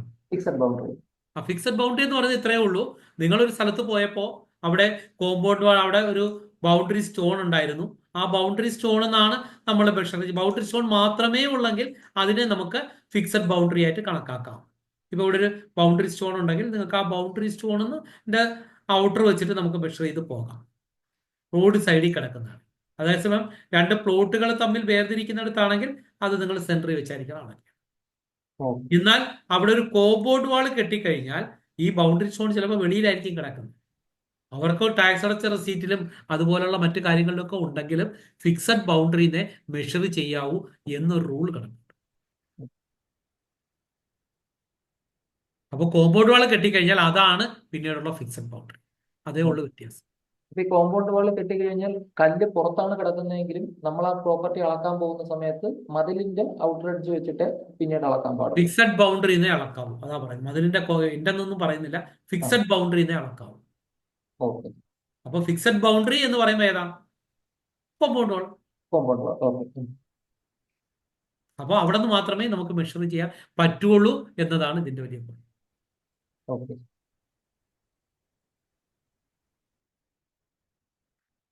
ഓക്കെ, അപ്പോ ഇത്രയും കാര്യങ്ങൾ ഒരു പഠിച്ചിട്ടുണ്ടെന്ന് സംശയമുള്ളത് തോന്നുന്നു. ആ, ഒരു ചോദിച്ചോ. ഹലോ ചോദിച്ചോ. സാറേ, ഒരു പ്ലോട്ടിന്റെ ബാക്ക് വശത്ത് അല്ലെങ്കിൽ ഒരു സൈഡില് ഒരു നിലമായിട്ട് വരാണ് അല്ലെങ്കിൽ വയല് പോലെ വരാണ് നമ്മള് പണ്ട് സ്റ്റാർട്ടിങ് ടൈമില് ബിൽഡിംഗ് കൺസ്ട്രക്ഷൻ സ്റ്റാർട്ടിങ് ടൈമില് കല്ലുകെട്ട് വെച്ച് പരമ്പരാഗത രീതിയിൽ കല്ലുകെട്ട് വെച്ച് നമ്മളൊരു ഫൗണ്ടേഷൻ ചെയ്തു. അത് ഓക്കെ. ഒരു ഒരു പീരീഡ് കഴിഞ്ഞപ്പോൾ ആ കല്ലുകെട്ട് അങ്ങനെ നിർത്തിക്കൊണ്ട് തന്നെ കുറച്ച് ഡിസ്റ്റൻസ് ഇട്ടിട്ട് നമ്മൾ ഉള്ളിലോട്ട് കയറ്റി മതിൽ വെച്ചു. അപ്പൊ അങ്ങനെ വെക്കുമ്പോഴത്തേക്കും അത് ആ കല്ലുകെട്ടാണോ അതോ മതിലാണോ അത് ഫിക്സഡ് ബൗണ്ടറി ആയിട്ട് വരുന്നത്? അത് സൈറ്റ് നോക്കിയാലല്ലേ പറയാൻ പറ്റുള്ളൂ. നിങ്ങളുടെ ആധാരപ്രകാരവും മറ്റു കാര്യങ്ങളും അവിടെ ഉണ്ടെന്നും അത് കോമ്പൗണ്ട് വാളായിട്ട് നിൽക്കുന്നുണ്ടെങ്കിലും അത്, അതായത് ആ ബൗണ്ടറി ആയിട്ട് ഫിക്സഡ് ബൗണ്ടറി ആയിട്ട് നിൽക്കുന്നുണ്ട്, അതിന് വ്യക്തമായ അടയാളം ഉണ്ടെങ്കിൽ അത് തന്നെ നമുക്ക് എടുക്കാൻ പറ്റും. അതല്ല അതൊക്കെ പൊളിച്ച് കളഞ്ഞിട്ടുണ്ട്, മണ്ണിന്റെ അടിയിലോ അല്ലെങ്കിൽ കുഴിച്ചു നോക്കിയാലേ കാണാൻ പറ്റുള്ളെങ്കിൽ അത് പറ്റില്ല. ക്ലിയർ ആയോ? നമുക്ക് കാഴ്ചയ്ക്ക് അത് തോന്നണം അതാണ് okay sir, fixed okay boundary okay എന്ന്. അല്ലാതെ പേരിന് ഓക്കെ അതിന്റെ ഓക്കെ അടിയിൽ ഓക്കെ. കുഴിച്ചു നോക്കുമ്പോൾ അവിടെ കിടക്കുന്നതെന്ന് പറഞ്ഞിട്ട് കാര്യമില്ല. അത് ഫിക്സഡ് ബൗണ്ടറി ആണെങ്കിൽ അത് മുകൾ വരെ കാണും, അത് വ്യക്തമായിട്ട് അറിയാലോ. ഒരു സാധാരണ ബൗണ്ടറിയും ഫിക്സഡ് ബൗണ്ടറിയും തമ്മിലുള്ള വ്യത്യാസം അറിയാമല്ലോ. ആ, okay, okay okay. Okay okay. ഞാൻ അടുത്തൊരു ക്ലാസ്സിനെ കുറിച്ച് ഞാൻ നിങ്ങളുടെ അടുത്തൊരു അഭിപ്രായം ചോദിക്കുകയാണ്. എന്നെ സംബന്ധിച്ചിടത്തോളം വാസ്തുവിനെ കുറിച്ചൊക്കെ നന്നായിട്ട് എനിക്കറിയാം, ഞാൻ പഠിപ്പിക്കാറുണ്ട്. അപ്പൊ നിങ്ങൾക്ക് അങ്ങനെ ഒരു ക്ലാസ്സിന്റെ ആവശ്യമുണ്ടോ, അതോ ഞാൻ അല്ലാതുള്ള കാര്യങ്ങൾ പഠിപ്പിച്ചാൽ മതി? വാസ്തുവിനെ കുറിച്ച് പഠിക്കണമെങ്കിൽ അതിന്റെ കണക്കിനെ കുറിച്ച് പഠിക്കണം. എത്ര പോലും ഇത്ര അങ്കുലം എന്നൊക്കെ പറഞ്ഞിട്ട് പ്രത്യേക കണക്കുകളുണ്ട്. അപ്പൊ അതിനെ കുറിച്ചിട്ട് ഞാൻ വേണമെങ്കിൽ ഒരു ക്ലാസ് എടുത്ത് തരാം. അപ്പോൾ ആ ഒറ്റ ക്ലാസ് കഴിയുമ്പോൾ എൻ്റെ തന്നെ ഒരു മൊബൈൽ സോഫ്റ്റ്വെയർ ഉണ്ട്. ആ ആപ്പ് വെച്ചിട്ട് നിങ്ങൾക്ക് ഈ വാസ്തു പ്രകാരം നിങ്ങൾക്ക് ഒരു ബിൽഡിങ്ങിന്റെ എത്ര പോലും ഇത്ര അങ്കുലമാണെന്നും അതിന്റെ കണക്കുകളൊക്കെ ചെക്ക് ചെയ്ത് കൊടുക്കാനും ഒക്കെ സാധിക്കും. അങ്ങനെ ഒരു കാര്യം വേണമെങ്കിൽ ഞാൻ അതൊരു ചെയ്തു തരാം. അതുപോലെ തന്നെ അതിനൊരു സോഫ്റ്റ്വെയറിന് 5000 രൂപയാണ് വിലയുള്ളത്. ഞാനത് നിങ്ങൾക്ക് ഈ കോഴ്സിൽ പങ്കെടുക്കുന്നവർക്കെല്ലാം ഞാനത് ഫ്രീ ആയിട്ട് തരാം. പക്ഷേ നിങ്ങൾ അതിന് താല്പര്യം ഉണ്ടെങ്കിൽ നമുക്കത് പഠിക്കാം, ഇല്ല നമുക്കതല്ല ഈ പറയുന്ന റൂൾസ് ഒക്കെ പഠിച്ചാൽ മതിയെങ്കിൽ അതിലൂടെ തുടരും. അങ്ങനെയാണെങ്കിൽ താല്പര്യമുള്ളതാണ് സാറേ. അതിന്റെ ബേസിക് കാര്യങ്ങളൊക്കെ ഒന്ന് പഠിക്കാൻ പറ്റിയിരുന്നെങ്കിൽ വലിയ ഉപകാരമായിരുന്നു. അപ്പോൾ ഒരാളുടെ സാർ, അഭിപ്രായം പറഞ്ഞു. താല്പര്യമുണ്ട് സാർ. വാ, രണ്ടുപേരായി. താല്പര്യമുണ്ട്. 3 3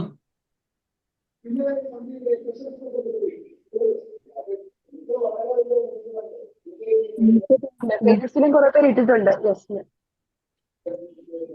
എന്താണ് എന്താണ് കേട്ടില്ല?